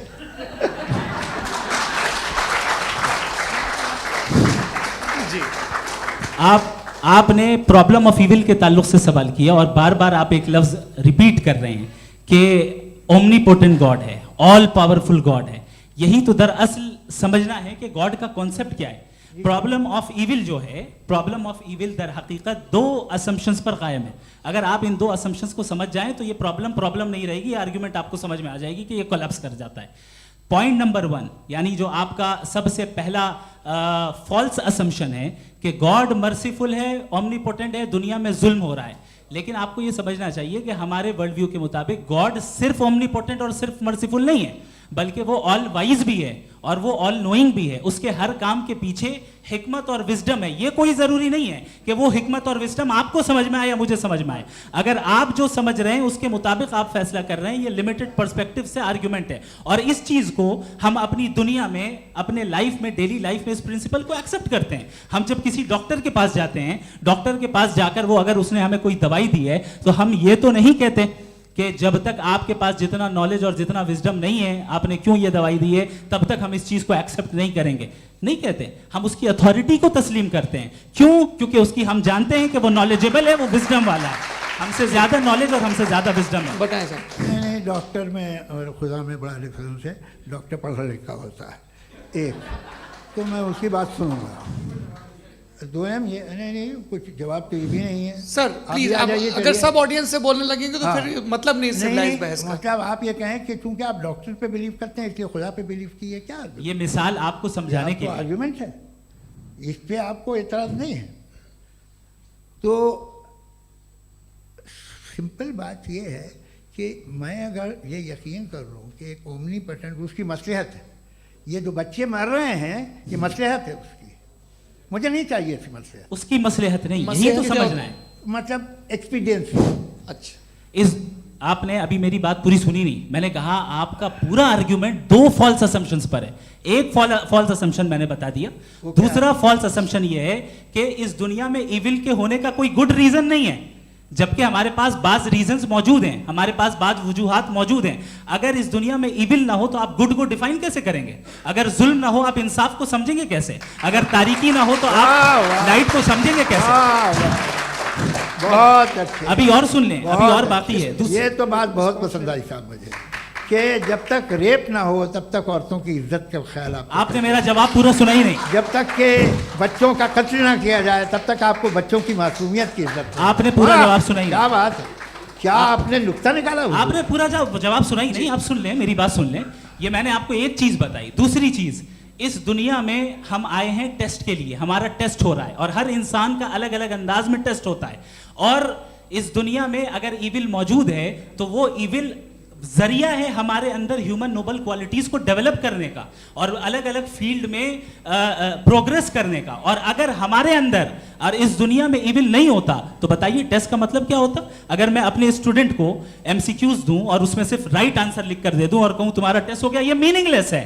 इस दुनिया में अगर हम टेस्ट के लिए आए हैं तो जाहिर है गुड एंड इविल दोनों मौजूद है।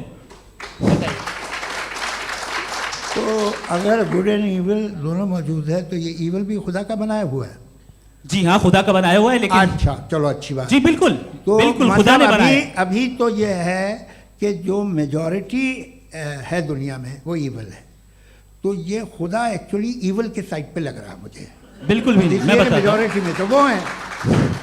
क्या बात कर रहे हैं भाई आप? मैं बहुत कोई भी जो मुंसिफ होगा, चाहे आपका अपना घर हो जिसके आप सबसे बड़े हैं, चाहे आपकी ऑर्गेनाइजेशन हो जो आप चलाते हैं, वहां पर आप इविल रखेंगे साबित करने को कि बाकी लोग शरीफ हैं। मेरी बात सुन क्या लें। ये आर्ग्यूमेंट ही गलत है? अगर कि जब तक के कोई इविल नहीं होगा तब तक के शरीफ आदमी शरीफ नहीं लगेगा। अगर एग्जामिनर गलत ऑप्शन दे रहा है तो एग्जामिनर इविल नहीं हो गया, जो गलत ऑप्शन को सेलेक्ट कर रहा है वो फेल होगा। क्रिएटर ने इविल को बनाया है लेकिन वो इविल नहीं है। अच्छा सुनिए मेरी बात, एक- लेट मी एक- कंप्लीट एक- एक- एक- सर, हाँ। Let me complete sir. जी जी। क्रिएटर ने इविल को बनाया है टेस्ट के लिए, वो इविल नहीं है। इविल वो होगा जो उसे इख्तियार करेगा। छुरी को बनाने वाला गलत नहीं होता है, छुरी का गलत इस्तेमाल करने वाला गलत होता है। रेप को कैसे गलत इस्तेमाल करते हैं? रेप इंसान के फ्री विल का नतीजा है। ये रेप कैसे गलत इस्तेमाल होता है? ये मुझे अब सुन लें, अब सुन लें। गलत इस्तेमाल होता हाँ मैं बता रहा हूँ रेप कैसे गलत ना, मैं बता रहा जी। हूँ कि जो इविल इस दुनिया में मौजूद है उसके कई सारे तरीके हैं। एक तरीका इंसान का अपना फ्री विल है। अब अगर कोई रेपिस्ट रेप कर रहा है तो इसका गॉड का कसूर नहीं है, वो अपने फ्री विल का गलत इस्तेमाल कर रहा है, उसको सजा मिलनी चाहिए। अच्छा। और उसी के लिए जहन्नम बनाई गई है। ये फ्री विल का भी बड़ा चक्कर। आप जब कोई बुरा काम करते हैं या कोई बुराई होती है तो ये कहा जाता है कि ये फ्री विल है। 7 billion free wills are moving on this planet. 7 billion free will. और एक आदमी अपनी फ्री विल से मुझे कत्ल कर दे तो मैं खुदा की मर्जी से मरा हूँ कि इसकी फ्री विल की वजह से? मेरी मौत खुदा के हाथ है या ये फ्री विल वाले के हाथ है? खुदा ने फ्री विल का निजाम बनाया है और उस निजाम का गलत इस्तेमाल करके कोई आपको मार रहा है, इस्तेमाल करके मेरा कत्ल कर देता है। अब मेरी मौत का जिम्मेदार कौन है? वो इंसान जिम्मेदार है। वो इंसान। जी। तो ये कहना कि और उसको खुदा ही जिंदगी उसको देता सजा है, मिलेगी। तो अब आप आगे चलिए कि ये तय करना कि अल्लाह ही या खुदा, सॉरी अल्लाह नहीं, खुदा ही जिंदगी देता है, खुदा ही मौत देता है, ये गलत है।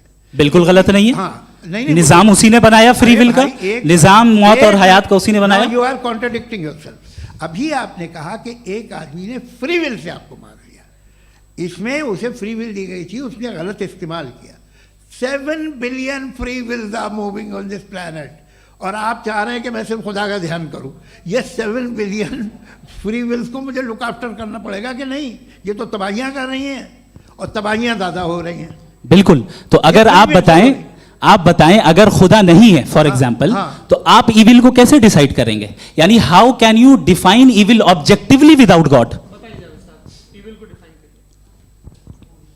देखिए, दुनिया में 2 तरह के जानवर हैं, एक जो अकेले रहते हैं जंगल में, और एक जो ग्रुप्स में रहते हैं। ग्रुप में जो भी रहेगा, चाहे वो आपका फाउंडेशन हो, चाहे कोई क्लब हो, चाहे कोई पॉलिटिकल पार्टी हो, चाहे कोई यूनिट हो, उसमें आपको इंटरैक्ट करने के रूल बनाने पड़ेंगे। यानी लोग तय करेंगे। लोग तय करेंगे। अगर लोगों ने ये तय किया कि किसी का रेप करना सही है, आप जस्टिफाई करेंगे? नहीं, आपका फाउंडेशन तो ये हो गया ना कि लोग इविल डिसाइड करेंगे। नहीं,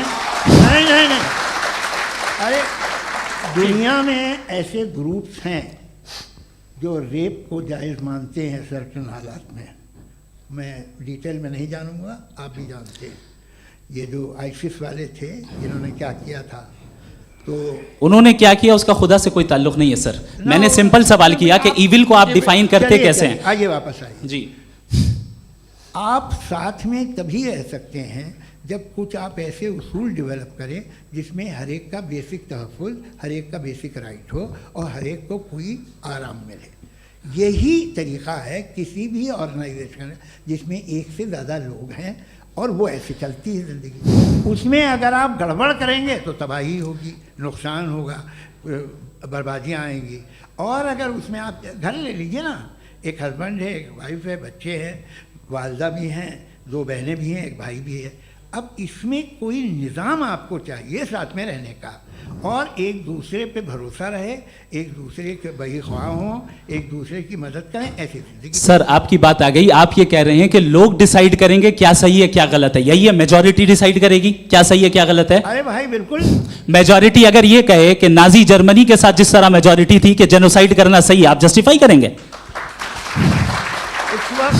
उस वक्त आपका ये सवाल सिर्फ उसके बाद क्लोजिंग। हाँ, उस वक्त प्लेनेट पे जो लोग थे, उनमें कितने लोग हिटलर को सही समझते? अच्छा, प्लेनेट की मेजॉरिटी तय करेगी, सोसाइटी की नहीं। प्लेनेट की मेजॉरिटी गॉड के एग्जिस्टेंस को सही मानती है, आप क्यों नहीं मानते?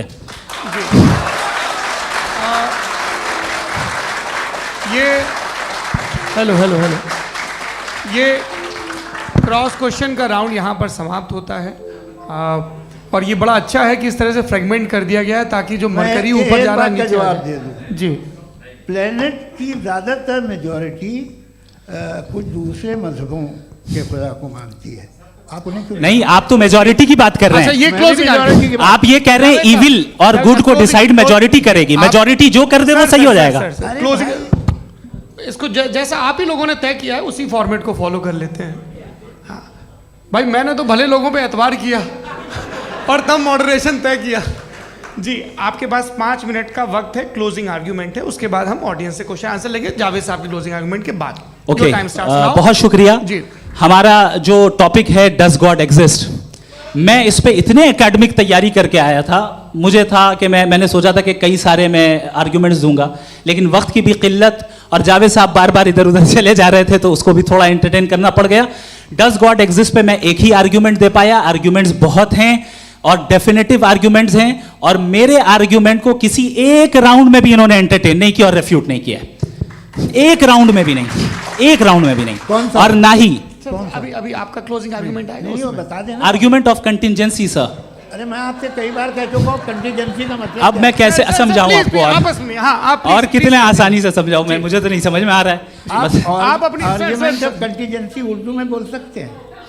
हाँ, आप अपनी बात पूरी कर लें जी, आखिरी 4 मिनट। दूसरी चीज, just a minute please ma'am, can I talk? दूसरी चीज ये है कि आपने एक तो इसका जवाब नहीं दिया, दूसरा आपने गॉड के ना होने पर कोई डेफिनेटिव आर्ग्यूमेंट नहीं दिया, सिर्फ मजहब पे बात कर रहे हैं आप। मजहब तो आज हमारा टॉपिक ही नहीं था। आज तो हमारा टॉपिक हो, आप मजहब से ले लेकर आईएस तक चले गए, भाई हमारा क्या ताल्लुक है उससे? We condemn them. और उसका गॉड से क्या ताल्लुक है? अगर कोई गलत काम कर रहा है, किसी ने किसी को कत्ल किया, किसी ने किसी का रेप किया, उसको सजा मिलनी चाहिए। और आपके पास कोई भी rational strong foundation of morality नहीं है। आपने कहा कि मेजॉरिटी तय करेगी सोसाइटी की, वो सही होगा। मैंने कहा हिटलर को, फिर आप सही कहेंगे नहीं नहीं नहीं नहीं, प्लैनेट की सोसाइटी की मेजॉरिटी तय करेगी। तो प्लैनेट की मेजॉरिटी गॉड के एग्जिस्टेंस को मानती है, आप कह रहे हैं ये रिलीजियस है। तो यानी आपके पास कोई स्ट्रॉन्ग फाउंडेशन नहीं है ऑब्जेक्टिव मोरालिटी का। ऑब्जेक्टिव मोरालिटी का अगर कोई फाउंडेशन है तो वो सिर्फ गॉड है, गॉड है, गॉड है। थैंक यू जी, ये मुफ्ती शमाइल नदवी साहब का क्लोजिंग आर्ग्यूमेंट था। अब हमारे पास जी ये बड़ा अच्छा है कि दोनों लोगों को मॉडरेटर से शिकायत भी और बोल रहे भाई हमारी शाबाशी भी तो करते चलो। अब मेरी बात जी, आपके पास जावेद अख्तर साहब 5 मिनट का वक्त है, ये आपका क्लोजिंग आर्ग्यूमेंट है, टाइम रीसेट कर दें जी। देखिए, बहुत सारी बातें हैं। गॉड का डेफिनेशन दुनिया के किसी भी रिलीजन में है कि वो ओमनीपोटेंट है, ओमनीप्रेजेंट है, he is just, he is kind, he loves you and so on. मैं जब दुनिया देखता हूँ तो मुझे कोई ऐसा सुप्रीम पावर यहाँ दिखाई नहीं देती है जो इंसान की बहबूदी के लिए कुछ कर रही हो, कमज़ोर को बचा रही हो, मदद कर रही हो, जालिम को पीछे हटा रही हो। मैं नहीं देखा, तारीख़ में नहीं। एक तो अगर है और ये देख रहा है तमाशा, तो उसका होना न होना बराबर है। दोयम ये कि ये जो है, जब आप ये कहते हैं कि कायनात जिसकी कंटीजेंसी है, मैं देखिए वो लफ्ज़ इस्तेमाल किया मैं, तो ये कैसे हो सकती है भाई? और फ़ौरन आप सरेंडर कर देते हैं कि जाहिर है कि इसका बनाने वाला तो इससे 10,000 गुना था कॉम्प्लिकेटेड होगा। उस पर आपके होने पे कोई इतराज़ नहीं है। उसे वो टाइमलेस है, वो पहले से था, टाइम तो बहुत बाद में आया। ये सब आप मानने को तैयार है जिसका आपके पास कोई सबूत नहीं, आपके पास कोई रीज़न नहीं है। आपकी तारीख क्या है मज़हबों की? बिलीफ की, जो खुदाओं का बिलीफ है, ये कॉन्स्टेंटली गलत साबित होता रहा है। मतलब आप कहें कि अरिस्टोटल के ज़माने में तो सब जाहिल थे, वो भी इतने ही यकीन से खुदा पे यकीन रखते थे, जो अब नहीं रहा, ये भी नहीं रहेगा। आप लिख लीजिए, और इसके आसार आपको दुनिया में दिखाई देना शुरू हो चुके हैं। ये बहस क्या आज से 100 साल पहले इस तरह हो सकती थी? यहाँ तक तो आपको हम ले आए हैं। तो सर अरे इनको मदद की ज़रूरत नहीं भाई, ये सेल्फ सफिशिएंट आदमी है, आप क्यों इनकी मदद कर रहे हैं? Sir please. तो ये जो है तमाम बातें अपनी जगह हैं। ये एक पैकेज है। आप अकेले, कोई आदमी ऐसा नहीं जो सिर्फ गॉड को मानता हो, उसके साथ बहुत पैराफर्नेलिया आता है, अलग अलग पैराफर्नेलियाज आते हैं।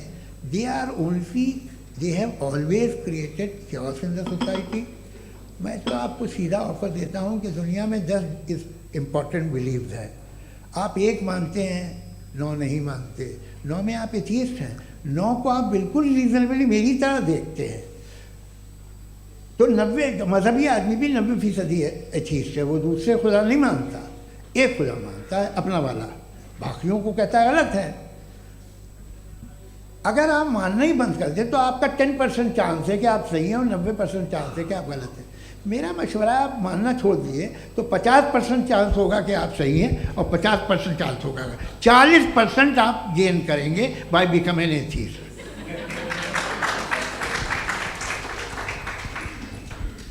ये एक फरसूदा ख्याल है, ये ख़त्म हो रहा है। हो सकता है मेरी ज़िंदगी में ना हो, लेकिन ये हो जाएगा। जो बातें ये इनको आप मेटाफिज़िकल, ये वो ऐसे रिस्पेक्टेबल टर्म दे दिए, ये तो उन लोग के हैं जिन्हें ना फिज़िक्स मालूम थी ना मेटा मालूम था, ये उन्होंने आपको दिए हैं।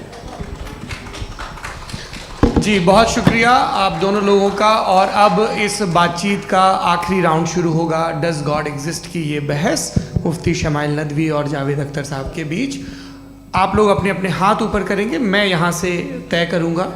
और माइक हमारे पास है क्या? एक ही माइक है ऑडियंस के लिए? 2 माइक है, एक इस तरफ एक इस तरफ, ठीक है। तो जी, सबसे पहले हमारी सहयोगी हैं मारिया शकील जी, पूछिए सवाल। थोड़ा सा रुकेंगे ताकि कैमरे का फ्रेम आप पर आ जाए, आपकी तो प्रैक्टिस है टीवी की। जी नदवी साहब, मैं खुदा को मानती हूँ, पहले पहले मैं इसी प्रमाइस से शुरू कर रही हूँ और ये बता रही हूँ आपको, मैं मानती हूँ, लेकिन कुछ सवाल हैं जो जावेद साहब ने उठाया, उसका जवाब आपको देना चाहिए। पहला सवाल ये कि गज़ा में सालों से छोटे बच्चे मर रहे हैं, वो उनको अगर खुदा मर्सीफुल है, हम मानते हैं कि अल्लाह ताला में बहुत ताकत है, तो वो बच्चे क्यों मर रहे हैं? दूसरी बात ये कि अगर कंटिजेंसी की जो आप बात करते हैं, पूरे मुस्लिम ममालिक मिल करके भी उन गज़ा के बच्चों को क्यों नहीं बचा पा रहे हैं? क्योंकि अगर वो चाहते, क्योंकि अल्लाह ताला उन पर हुकूमत करते हैं, सब पर हुकूमत करते हैं, तो वो उनको क्यों नहीं बचा? जी, thank you. Thank you very much. बहुत अच्छा किया आपने इस चीज़ को जिक्र कर दिया, मैं इसको और अच्छे से एक्सप्लेन करने की कोशिश करता हूँ। देखें, जहाँ तक आपने कहा कि गज़ा के बच्चों को मारा जा रहा है, देखिए दो वर्ल्ड व्यू है, एक एथीस्टिक वर्ल्ड व्यू, एक थीस्टिक वर्ल्ड व्यू है। बच्चे मर रहे हैं दोनों वर्ल्ड व्यू में, लेकिन हमारा वर्ल्ड व्यू कह रहा है कि रिकॉम्पेंस है, ये कह रहे हैं कि उनका मरना बेकार जाने वाला है, कोई उसका रिकॉम्पेंस नहीं है, चूंकि इनके यहाँ आखिरत और अल्लाह का कोई तसव्वुर या गॉड का कोई तसव्वुर नहीं है। आपने ये सवाल किया कि गॉड मर्सीफुल है, क्यों नहीं रोकता? ये मैंने बताया कि ये मिसकंसेप्शन है लोगों के दरमियान कि गॉड को सिर्फ मर्सीफुल और ओमनीपोटेंट समझते हैं। गॉड के सिर्फ यही दो एट्रीब्यूट्स नहीं हैं, गॉड के कई सारे एट्रीब्यूट्स हैं, उनमें से अल हकीम भी है, उनमें से ऑल वाइज भी है, ऑल नोइंग भी है।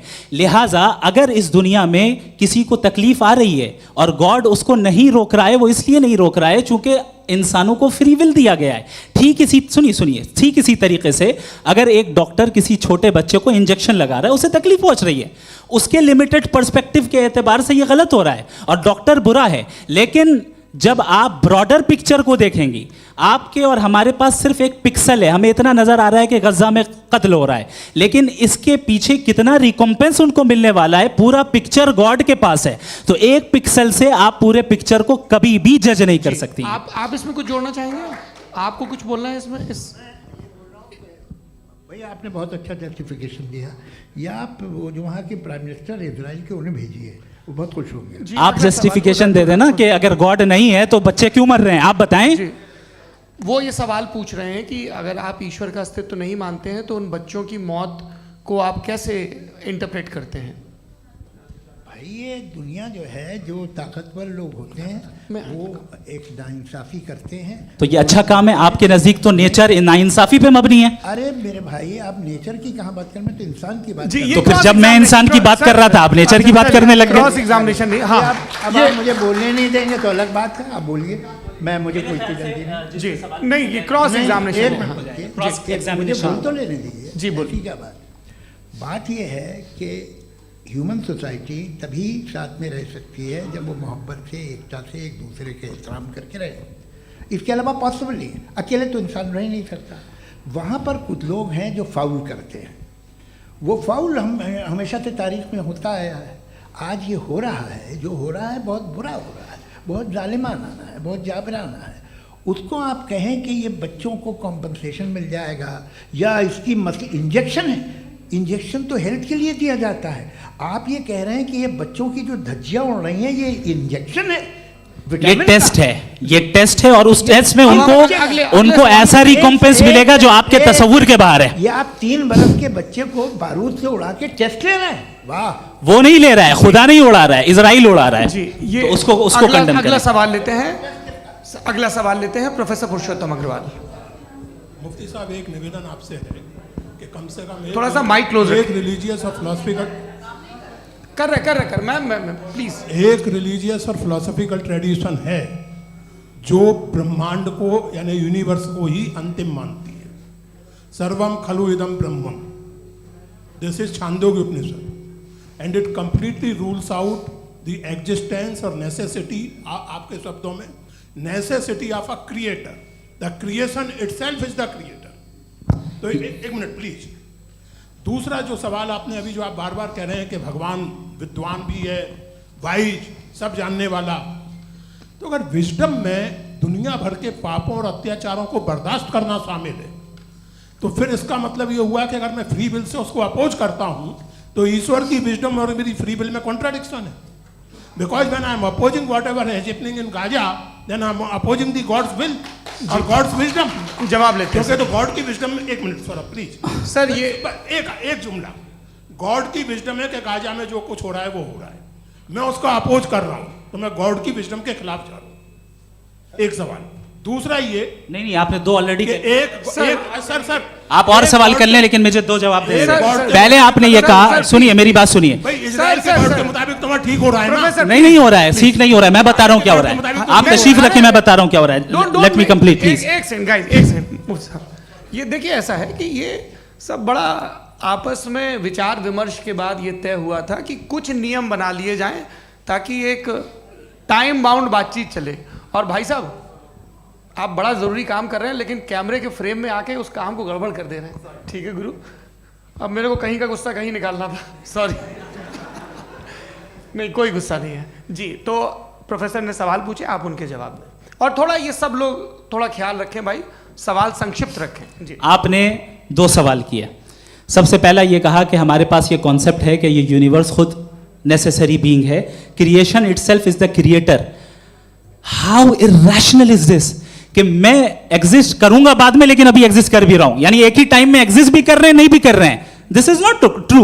दूसरी चीज, आपने कहा कि अगर इजराइल में, सॉरी माफ कीजिएगा, Israel doesn't exist, occupied Palestine में अगर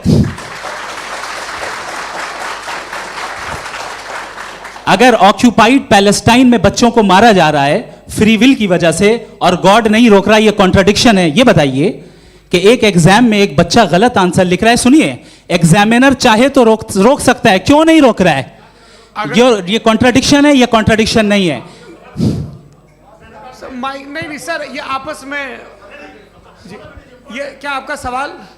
माइक दीजिए। फ्री विल दिया गया है टेस्ट के लिए, अकाउंटेबिलिटी के लिए। अगर फ्री विल नहीं होता तो आप कहते हैं हमें रोबोट बना दिया गया। नॉट मिसरिप्रेजेंट माय पोजीशन, आपकी जो भी पोजीशन, मैं अपनी फ्री विल के नाते, अपने ह्यूमन विजडम के नाते गाजा में हो रही अत्याचार का विरोध करता हूं। बिल्कुल करना चाहिए। आपके हिसाब से मैं गॉड की विजडम का विरोध कर रहा हूं? बिल्कुल नहीं, वहां जो हो रहा है गॉड, बिल्कुल भी नहीं, बिल्कुल भी नहीं।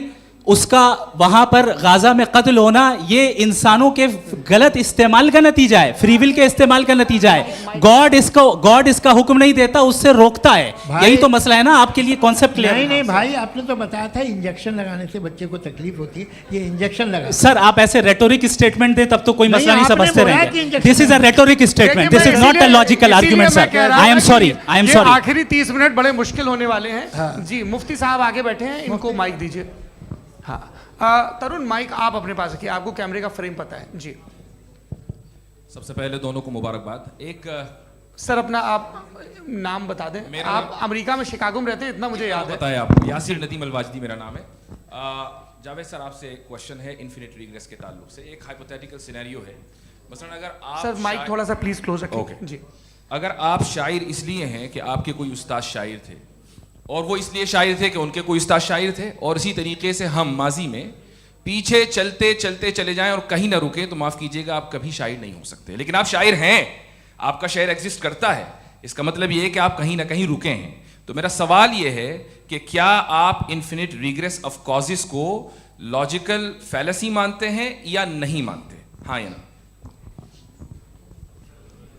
मैं इन्हें लॉजिकल फैलेसी नहीं मानता हूँ, लेकिन मेरा प्रॉब्लम यह है कि जब मैं नहीं मानता हूँ तो I will continue with this logic जो फैलेसी नहीं हो। आप एक जगह रुक जाते हैं जाके, आप कहते हैं ये गेंद कैसे बनी, ये जजीरा कैसे बना, ये समंदर कैसे बना, ये ज़मीन कैसे बनी, और अचानक गॉड पे जाके आपको ब्रेक लग जाता है।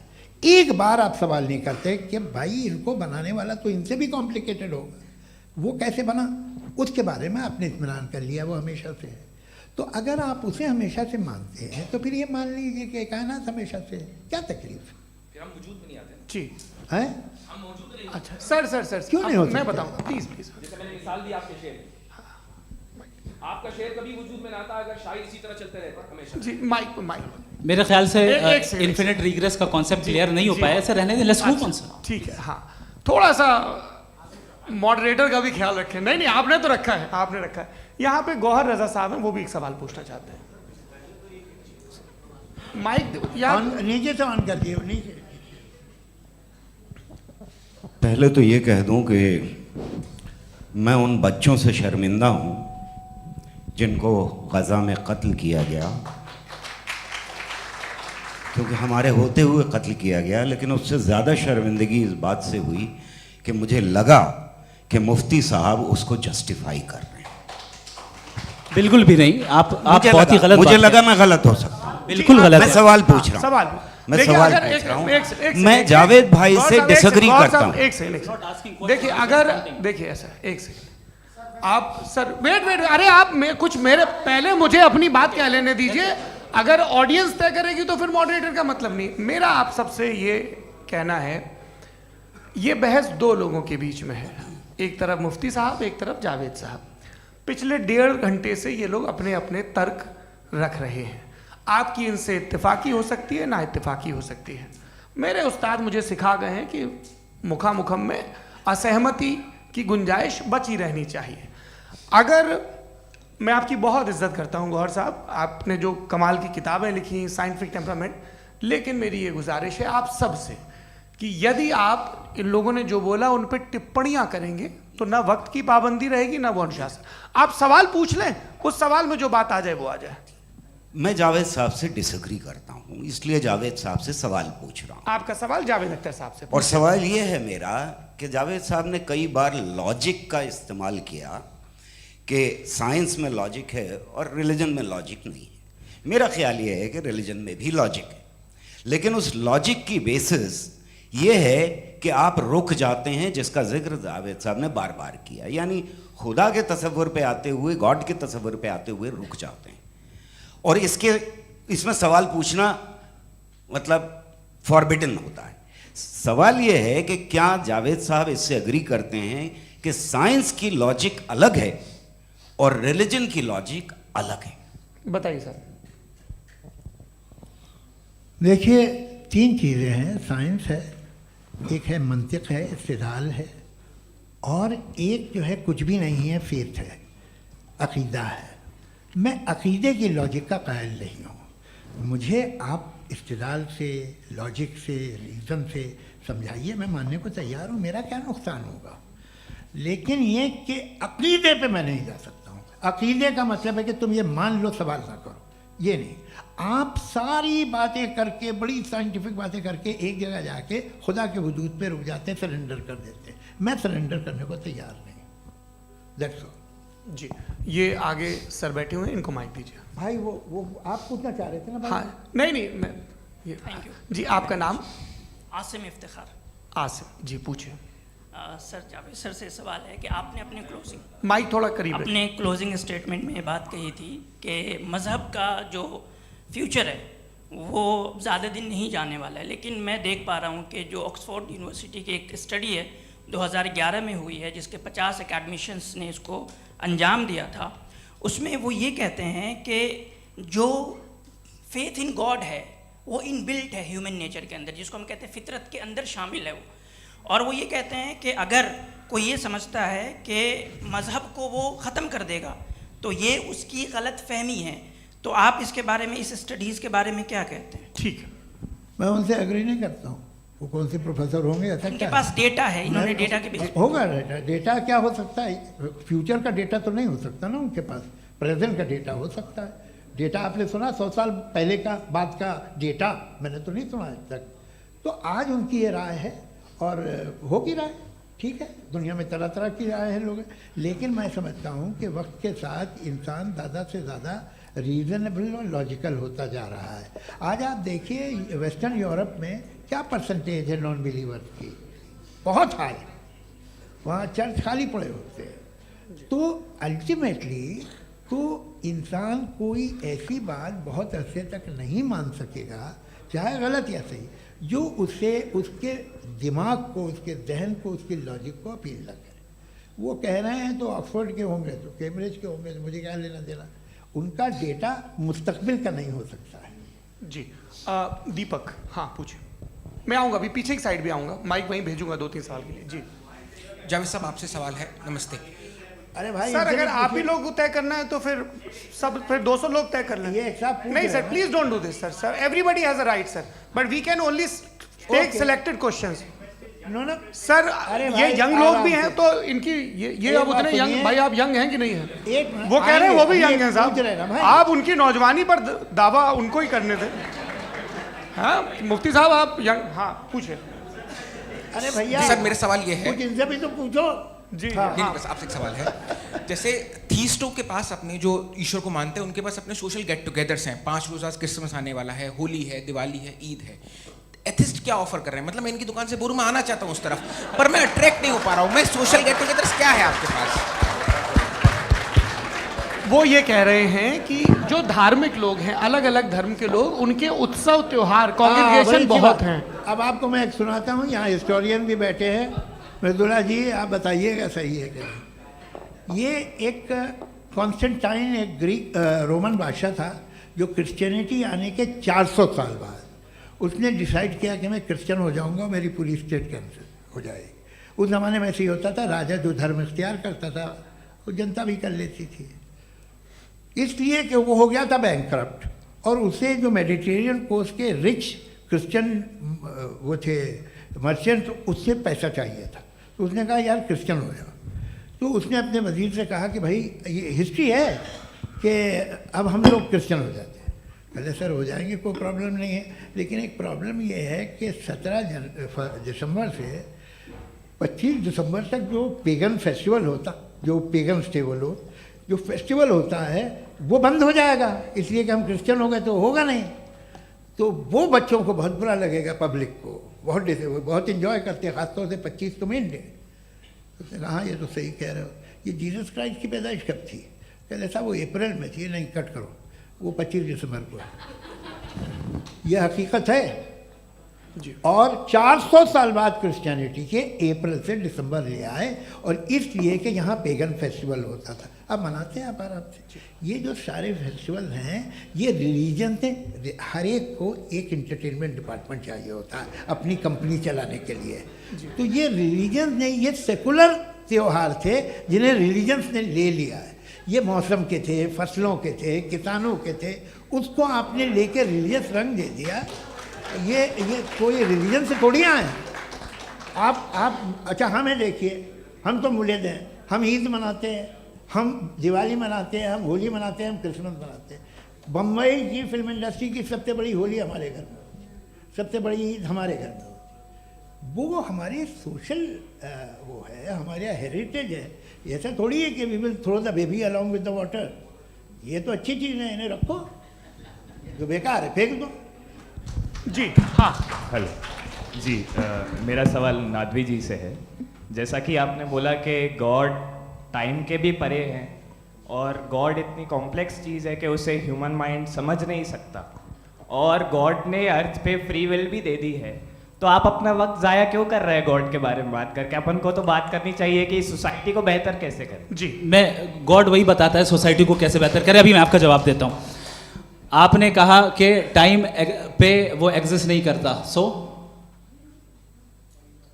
मेरा सवाल ये है कि जैसा आपने बोला कि गॉड बहुत ही कॉम्प्लेक्स चीज है। मैंने और कहा ही नहीं कि कॉम्प्लेक्स है, तो आपके अल्फाज हैं। कॉम्प्लेक्स का लफ्ज गॉड के लिए सुइटेबल नहीं है। क्यों? क्योंकि कॉम्प्लेक्स वो चीजें होती हैं जो ऑब्जेक्ट हो। God is not an object जिसको आप इंस्ट्रूमेंट के जरिए लेबोरेटरी में जाके टेस्ट करें, oh it's very complex. No, वो कोई कार का इंजन नहीं है। मेरा वो सवाल फिलोसॉफिकली नेसेसरी बीइंग ऐसी बीइंग है जो सिंपल बीइंग है। हाँ, आप उसको मुकम्मल तौर पे उसकी तमाम हिकमतों को जान ले और हर चीज को जान ले, ये पॉसिबल नहीं है, क्योंकि वो ऑल वाइज है, आप ऑल वाइज नहीं है, और वो खुदा है, वो आपको सारी चीजें बता दे, ये जरूरी नहीं। मेरा सवाल ये नहीं था। मेरा सवाल ये था कि जब गॉड इतना परे है इस दुनिया से कि उसने अर्थ पे फ्री विल भी दी है, हम सब ह्यूमंस की फ्री विल है, और जो सोसाइटी में हो रहा है वो अपन लोग डिसाइड करेंगे। तो अपन लोग डिसाइड नहीं करेंगे ना, अपन लोग डिसाइड नहीं करेंगे। गॉड जो है, गॉड ने वो उसकी जात, उसकी एग्जिस्टेंस टाइम एंड स्पेस से परे है, लेकिन वो हमारा टेस्ट ले रहा है, और उसी गॉड ने हमें बताया कि तुम्हें क्या करना है क्या नहीं करना है। तो जाहिर है उस गॉड की बात सुनेंगे ना हम। जी, वो पीछे एक चश्मा लगाए जो मैम खड़ी हैं, उनको दीजिए। हाँ आप जी जी बिल्कुल आएंगे। देखिए मैं कोशिश कर रहा हूँ सब तरफ जाने की।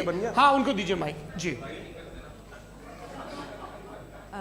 हेलो सर, मैं ओमनी प्रेजेंट नहीं हूँ, टाइम पाबंद हूं और जहां तक कोशिश कर सकता हूं करूंगा। जी, अपना नाम बताइए। मेरा नाम उर्सुला है, मैं दिल्ली यूनिवर्सिटी की एक स्टूडेंट हूँ और मैं स्टूडेंट फेडरेशन ऑफ इंडिया से हूँ। मेरा सवाल मुफ्ती जी से है कि इस हॉल के इस कमरे में बैठ के हम लोग रेप की मोरालिटी के बारे में फिलोसफिकली बात तो कर सकते हैं, बट असलियत ये है कि रोज़मर्रा की ज़िंदगी में औरतें रेप के थ्रू गुजरती हैं और हम लोग सिर्फ नंबर्स पे इस तरह नहीं देख सकते, क्योंकि कितनी औरतें हैं इन कंट्रीज़ में जहाँ पे आप बता रहे हैं कि केसेस कम हैं, जिनका एक्सेस है कि वो जाके केस फाइल कर सकें। कितनी औरतें हैं जो जिनको काम करने की आज़ादी है उन कंट्रीज़ में। यूरोप में ये आज़ादी आ गई, यूरोप में ये रूल्स आ गए, तो हम आज उसके बारे में बात कर पा रहे हैं। जी, जवाब। आपने ये कहा कि कमरे में बंद होकर हम लोग इस पर फिलोसफिकली बात कर सकते हैं, लेकिन हकीकत में क्या हो रहा है, वो ग्राउंड लेवल पे क्या हो रहा है जो बहुत गलत हो रहा है, और वो सफ़र कर रही हैं। आई एग्री, बहुत गलत हो रहा है, और जो गलत हो रहा है उसको हमें रोकना है। और क्यों रोकना है, वो गलत क्यों है? हमारे पास इसका ऑब्जेक्टिव फाउंडेशन है, इनके पास उसका ऑब्जेक्टिव फाउंडेशन नहीं है। मैं ये कहना चाह रहा हूँ कि जहाँ पे भी जुल्म हो रहा है, जहाँ पे भी औरत पे जुल्म हो रहा है, या उसकी इज्जत लूटी जा रही है, या उसे तकलीफ पहुँचाई जा रही है, और सिर्फ औरत नहीं, किसी इंसान के ऊपर भी जुल्म हो रहा है, तो उसके खिलाफ खड़ा होना, ये मॉरलिटी हमारे पास गॉड के पास से आई है। वरना जावेद साहब तो कह रहे हैं कि जो है मेजॉरिटी डिसाइड करेगी, तो मेजॉरिटी तो कभी भी बदल सकती है। क्या आप हाँ। ये थोड़ी सी आपको गलतफहमी है। मैं अगर मेरे जुमले से ये मसला निकला या मैंने कहा, तो ये जुमला मैं वापस लेता हूँ। ये मेरा मतलब ही नहीं था कि मेजॉरिटी डिसाइड करेगी। मेजॉरिटी डिसाइड करे तो दुनिया में बड़ी, वैसे आपने कहा था ये जुमला। अच्छा, हो सकता है, मैं मान रहा हूँ, बाद में रिकैप कर लेंगे। अरे एक सेकंड, मैं अपनी एक्सप्लेनेशन देता हूँ। मुनासिब बात यह है कि हम सब के सब दिल में जानते हैं कि क्या अच्छा है क्या बुरा है, हमें पता है अच्छी तरह से। जो लोग बुरे काम करते हैं उन्हें भी मालूम अच्छा क्या है। यही तो सवाल था हजरत कि फिर ये मोरालिटी आई कहाँ से? Cross examination. हाँ जी, हाँ। मोरालिटी साथ रहने की डिजायर से आई, यानी साथ रहकर जो कुछ कह दे, जो कुछ कर दे, वो हो जाएगा? नहीं, तो आप कायदे से रह ही कर सकते हैं जब तक लोगों में मोरालिटी हो, वरना क्यास हो जाएगा। ये आपको कैसे पता? जी, हमने देखा ना, जहाँ मोरालिटी का क्यास हो गया, हम देखते हैं। कहाँ पे देखते भाई? तो दुनिया में। आप जो कह रहे हैं, आप कहीं पे अगर गलत हो रहा है तो उसको आप गलत देखिए। आप एपिस्टेमोलॉजी की बात कर रहे हैं, मैं ऑन्टोलॉजी की बात कर रहा हूँ। मैं इस बहस फाउंडेशन के बाद आप दोनों लोगों को चाय पे होस्ट करूंगा, वहां पे क्रॉस एग्जामिनेशन कर लीजिएगा। अभी ऑडियंस का हक मार रहे हैं आप लोग भाई, सर जस्ट लोग हैं आप लोग। और ये भाई ये हाँ, उधर आएंगे, जी सर आएंगे। अच्छा सर, मेरा नाम लईकुर रहमान है और मैं अलीगढ़ मुस्लिम यूनिवर्सिटी का स्टूडेंट हूँ।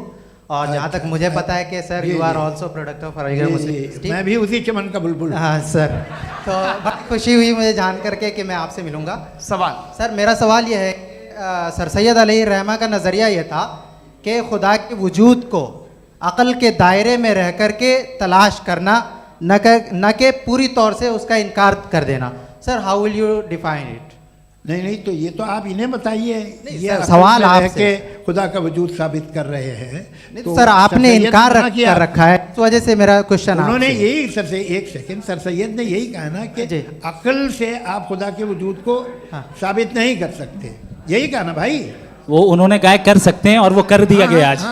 वो फोन तलाश करना या साबित करना अक्ल से नहीं हो सकता। अरे सवाल तो सुन लीजिए जी। अक्ल से नहीं हो सकता है, यही कहा ना आपने। अक्ल से हो सकता है, अरे वो यही कह रहे हैं भाई, आप बता रहे हो सकता है, वो तो कुछ और। आप अगर सर देखो नौजवान फोन ले लो, वो इतनी कमाल की यूनिवर्सिटी है। अरे भाई दे दो जरा, एक मिनट दे दो भाई, मेरी बात सुनो, माइक पे बोलो ताकि जो लाखों लोग देख रहे हैं। माइक दे दो ना। अरे देंगे ना माइक, तुम ठहरो तो। हाँ सर, मेरा सवाल ये था कि सर सैयद अलैहिर्रहमा का एक नज़रिया था अपना कि खुदा का जो वजूद है उसको अक़ल के दायरे में रह कर के तलाश करना है, न कि पूरे तौर से इनकार कर देना है। ये उनका कॉन्सेप्ट था। लेकिन मेरा सवाल ये है कि आप इसको कैसे डिफाइन करते हैं, एक्सप्लेन कैसे करेंगे? मैं आपसे जानना चाहता हूँ, चूँकि you are the product of Aligarh Muslim University. मुझे अक़ल के दायरे में रख के मैंने बहुत तलाश की, मुझे मिला नहीं। हाँ, ये इधर वो चश्मा लगाए जो, हाँ उनको दे दीजिए। जी जी फटाफट पूछिए, बस 5 मिनट है, 5 मिनट में खत्म हो रहा है। हाँ अस्सलाम वालेकुम मुफ्ती साहब। एंड मेरा सवाल जावेद अख्तर साहब से। क्या नाम है आपका? अरे भैया सब मुझे तो पूछ रहे हो। फैज पूछिए फैज साहब। तो मेरा सवाल ये है कि अभी जो एथियस्ट है वो problem of evil argument use कर रहे हैं अगेंस्ट मुस्लिम्स, राइट? कि इस दुनिया में इतना सारा ईवल है और अगेंस्ट मुस्लिम तो यहाँ अगेंस्ट थियस्ट। हाँ थोड़ा सा करेक्ट कर लीजिए भाई। पूरी मशक्कत ही इसी बात की थी कि किसी एक मजहब पे बात न टिके। जी, तो बेसिकली ये आर्ग्यूमेंट ऐसा है कि इस दुनिया में इतना ज़्यादा ईवल एग्जिस्ट करता है और अगर एक ऑल गुड गॉड है तो वो रोकता क्यों नहीं है?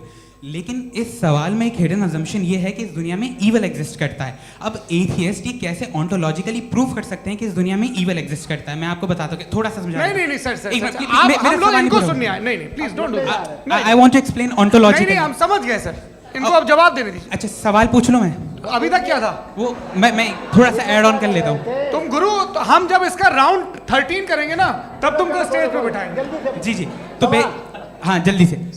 तो देखिए एथियज्म के हिसाब से सब कुछ रैंडमली बन गया है, सब कुछ एटम्स और मॉलिक्यूल्स है। एक पत्थर में और मुझ में सिर्फ इतना फर्क है कि हम लोग एटम्स और मॉलिक्यूल्स का अलग अलग रीअरेंजमेंट है। अब एक पत्थर को कोई इंसान तलवार से 2 टुकड़ों में काट दे या मुझे, according to atheism it is same. There is no evil and good according to atheism. जी अच्छा, फैज साहब का सवाल ये है कि हाँ कोशिश भी करते तो इससे गलत सवाल नहीं कर पाते। एक लाइफ फॉर्म है और लाइफ फॉर्म में फीलिंग्स हैं, मतलब लाइफ फॉर्म सुनता है, देखता है, टेस्ट कर सकता है, फील कर सकता है। तो उसकी जो क्वालिटी इस बबल में आ गई हैं वो जानवर में भी है, इंसान में भी है। तो जाहिर है कि उसे कोई तकलीफ पहुंचेगी, तो चूंकि उसके पास वो सेंसिटिविटी है तो मैं करेगा। पत्थर में वो सेंसिटिविटी नहीं है। तो ये क्या सवाल हुआ कि अगर पत्थर को काटा तो पत्थर को तकलीफ नहीं होती, तो आपको काटे तो आपको क्यों तकलीफ हो? बैठ जाइए। जी हाँ अगला सवाल। हाँ पूछे जी जावेद अख्तर साहब। अरे भैया सब आप लोग मुफ्ती साहब को छोड़ रहे हैं, तो मेरे ही पीछे पड़े हैं क्या? फिर चलो बोलो भाई। You asked how God can exist when children die in Gaza. हाँ? You asked how God can exist when children die in Gaza, and you also mentioned the rise of atheism in Europe. But the same events also are leading many atheists and non-believers to turn towards faith. How do you interpret this contradiction, where suffering pushes some away from God, yet brings others closer to belief? देखिए आपको एक बात बताऊं, दुनिया perfect तो कहीं भी नहीं है, हर जगह कुछ खामियां हैं। बेटा 1 मिनट, मैं आप ही को कहेंगे। देखो वो तो कुछ खामियां, कमज़ोरियां, खराबियां सब जगह है। लेकिन अगर देखोगे ईमानदारी से कि दुनिया सबसे ज़्यादा महज़ब कहाँ है, एक आम शहरी को कहाँ हुकूक हासिल हैं, वो बोल सकता है, अपनी मर्ज़ी से काम कर सकता है, अपनी मर्ज़ी से राय दे सकता है, हुकूमत के ख़िलाफ़ बोल सकता है, बरसरे इक़्तिदार लोगों के बारे में बोल सकता है, सरमायादारों के ख़िलाफ़ बोल सकता है। तो आपको ये स्कैंडिनेवियन कंट्रीज़ में मिलेगा, वेस्टर्न यूरोप में मिलेगा। मैं नहीं कह रहा वो परफेक्ट है, बिल्कुल नहीं, वहाँ बहुत ख़राबियाँ भी हैं, परफेक्ट तो कोई। लेकिन जिन जिन मुल्कों में, लैटिन अमेरिका देखो, गल्फ़ देखो, वहाँ पर आपको ये ज़रूर है कि रेप नहीं होते होंगे। रेप की ज़रूरत क्या है भाई? उसको तो ख़रीद लो, घर में रखो, सड़क पर रेप करने की क्या ज़रूरत है? मगर सुनिए, मगर हकीकत ये है कि वहाँ शख्सी आज़ादी राय देने की, बोलने की नहीं है। जी ये एक आखिरी सवाल मुफ्ती साहब से। हाँ मैम, इनको माइक दीजिए। शुक्रिया। मेरा नाम मनीषा है, मैं हरियाणा से आई हूँ। मैं मुफ्ती साहब से एक बात पूछना चाहती हूँ। आप बार बार जावेद साहब को कॉन्ट्राडिक्ट तो कर रहे हैं कि आपने ये कहा, लेकिन आप भी अजम्पशंस के बेसिस पे बात कर रहे हैं। आपने खुदा के होने का कौन सा प्रूफ पेश किया है, खुदा की एग्जिस्टेंस का? अब इस सवाल को अलग रहने दीजिए, कौन एथीस्ट है कौन नहीं है। और दूसरी बात जो आपने एक छोटी सी कही थी कि ये फ्री विल का इस्तेमाल करता है इंसान अपनी, लेकिन इस फ्री विल का इस्तेमाल में मतलब खुदा ने ये दे दी सबको ये इजाज़त कि वो कितना घिनौनापन और कितने ज़्यादा ख़राब से ख़राब तरीके इस्तेमाल कर सकते हैं। जवाब सुनते जी। आप फ्री विल को मानती है ना, या अब कहती है कि फ्री विल नहीं है ना? मानती है ना? तो अब आपके पास इसका कोई एक्सप्लेनेशन नहीं है कि अगर एक इंसान उस फ्री विल का इस्तेमाल करके गलत काम कर रहा है और बच के अच्छी ज़िंदगी गुजार के निकल जा रहा है, उसका कोई रिकम्पेंस नहीं है। हमारे वर्ल्ड व्यू में जो इंसान गलत काम कर रहा है उसको भी रिकॉम्पेंस यानी उसका बुरा बदला मिलना है, और जो सही काम कर रहा है उसको सही बदला मिलना है। लिहाजा जो फ्री विल है वो इस तरीके से है कि एक लिमिटेड टाइम तक खुदा ने मोहलत दी है। ऐसा नहीं है कि छूट दे दी, जो करना है करते रहो हमेशा। वक्त आएगा जब एग्जाम का टाइम खत्म होगा तब रिजल्ट आएगा, दौराने एग्जाम जबरदस्ती आपको नहीं बताया जाएगा। अरे भाई एक सेकंड, जी, एक सवाल मुफ्ती साहब से मेरा सर, मुफ्ती साहब से जी, एक जी, सवाल। हाँ, मैं भी- हाँ, हाँ, मुफ्ती हाँ, साहब, मैम, एक प्लीज, सेकंड, रुक जाइए। आपसे फोन, आप इसके बाद पूछ आपसे लीजिएगा, माइक यहीं छीन रहेंगे वो। चुका। हाँ, बोलिए। मैं मुफ्ती मैम, साहब एक एक ही सेकंड। सवाल करता हूँ कि अगर जो हो रहा है फ्री विल से हो रहा है और एक दिन बरोज़ क़यामत इंसाफ होगा मैशर में वगैरह वगैरह, तो दुआ क्यों मांगते हैं लोग? दुआ मांगते हैं इसके मतलब है अभी भी उसने ये डिपार्टमेंट रखा है कि मैं रोज़मर्रा की ज़िंदगी में इंटरफेयर बिल्कुल कर बिल्कुल, सकता हूं। He can. तो तुम कैन हो, तुम मुझे नौकरी दिला देते हो, मेरे बेटे को ग्रीन कार्ड दिला देते हो, और 45,000 बच्चे मरते हो, उन्हें रोकते नहीं हो। नहीं तो क्या आप ये कह रहे हैं कि इस दुनिया में जालिमों को कभी पकड़ ही नहीं होती है? अरे जो भी पकड़ होगी वो बच्चे रोते हैं। बिल्कुल, देखिए वो औरतें मैंने रोती अपने हैं, ओपनिंग इसके बच्चे स्टेटमेंट में मरते यही कहा था आप कि मुझे जनाब नौकरी जावेद साहब दिलवा सिर्फ रहे हैं, इमोशनल मेरी आर्गुमेंट बेटी की देंगे। सही दिस इज जगह एन शादी इमोशनल करा रहे हैं। आर्गुमेंट। ये छोटे मोटे देवियों और इसके सज्जनों, पीछे देवियों और इसके सज्जनों, पीछे का रीजन मैंने बताया क्या है, देखिए इसके मैं पीछे का बार-बार यहाँ विजडम क्या है पर मैंने बताया। मंच से आप लोगों को सज्जनों इसलिए कह रहा हूं ताकि थोड़ा सा आपके कॉन्शियंस पे जोर रहे कि आपको ऑर्डर बचा के रखना है। वक्त तय हुआ था, ये वक्त पूरा हुआ, आपने इतने धैर्यपूर्वक सुना, मैं आप सबका बहुत बहुत शुक्रगुजार हूं। यदि इन दोनों विद्वानों की इच्छा होगी तो कभी हम इस बातचीत का राउंड 2, राउंड 3, यही तो देखिए खूबी है इंसान की कि बहस मुबाहसे में वो पड़ा रहता है। आप लोगों ने बड़े धैर्य का परिचय दिया, बहुत बहुत शुक्रिया। इसी के साथ ये बातचीत यहाँ पे आप समाप्त लोग को होती है। मैं एक बात बता दूं, ये सारी बहस हो गई, अब मुफ्ती साहब और बड़े मुफ्ती साहब इन साथ के साथ मैं खाना खाने वाला हूँ।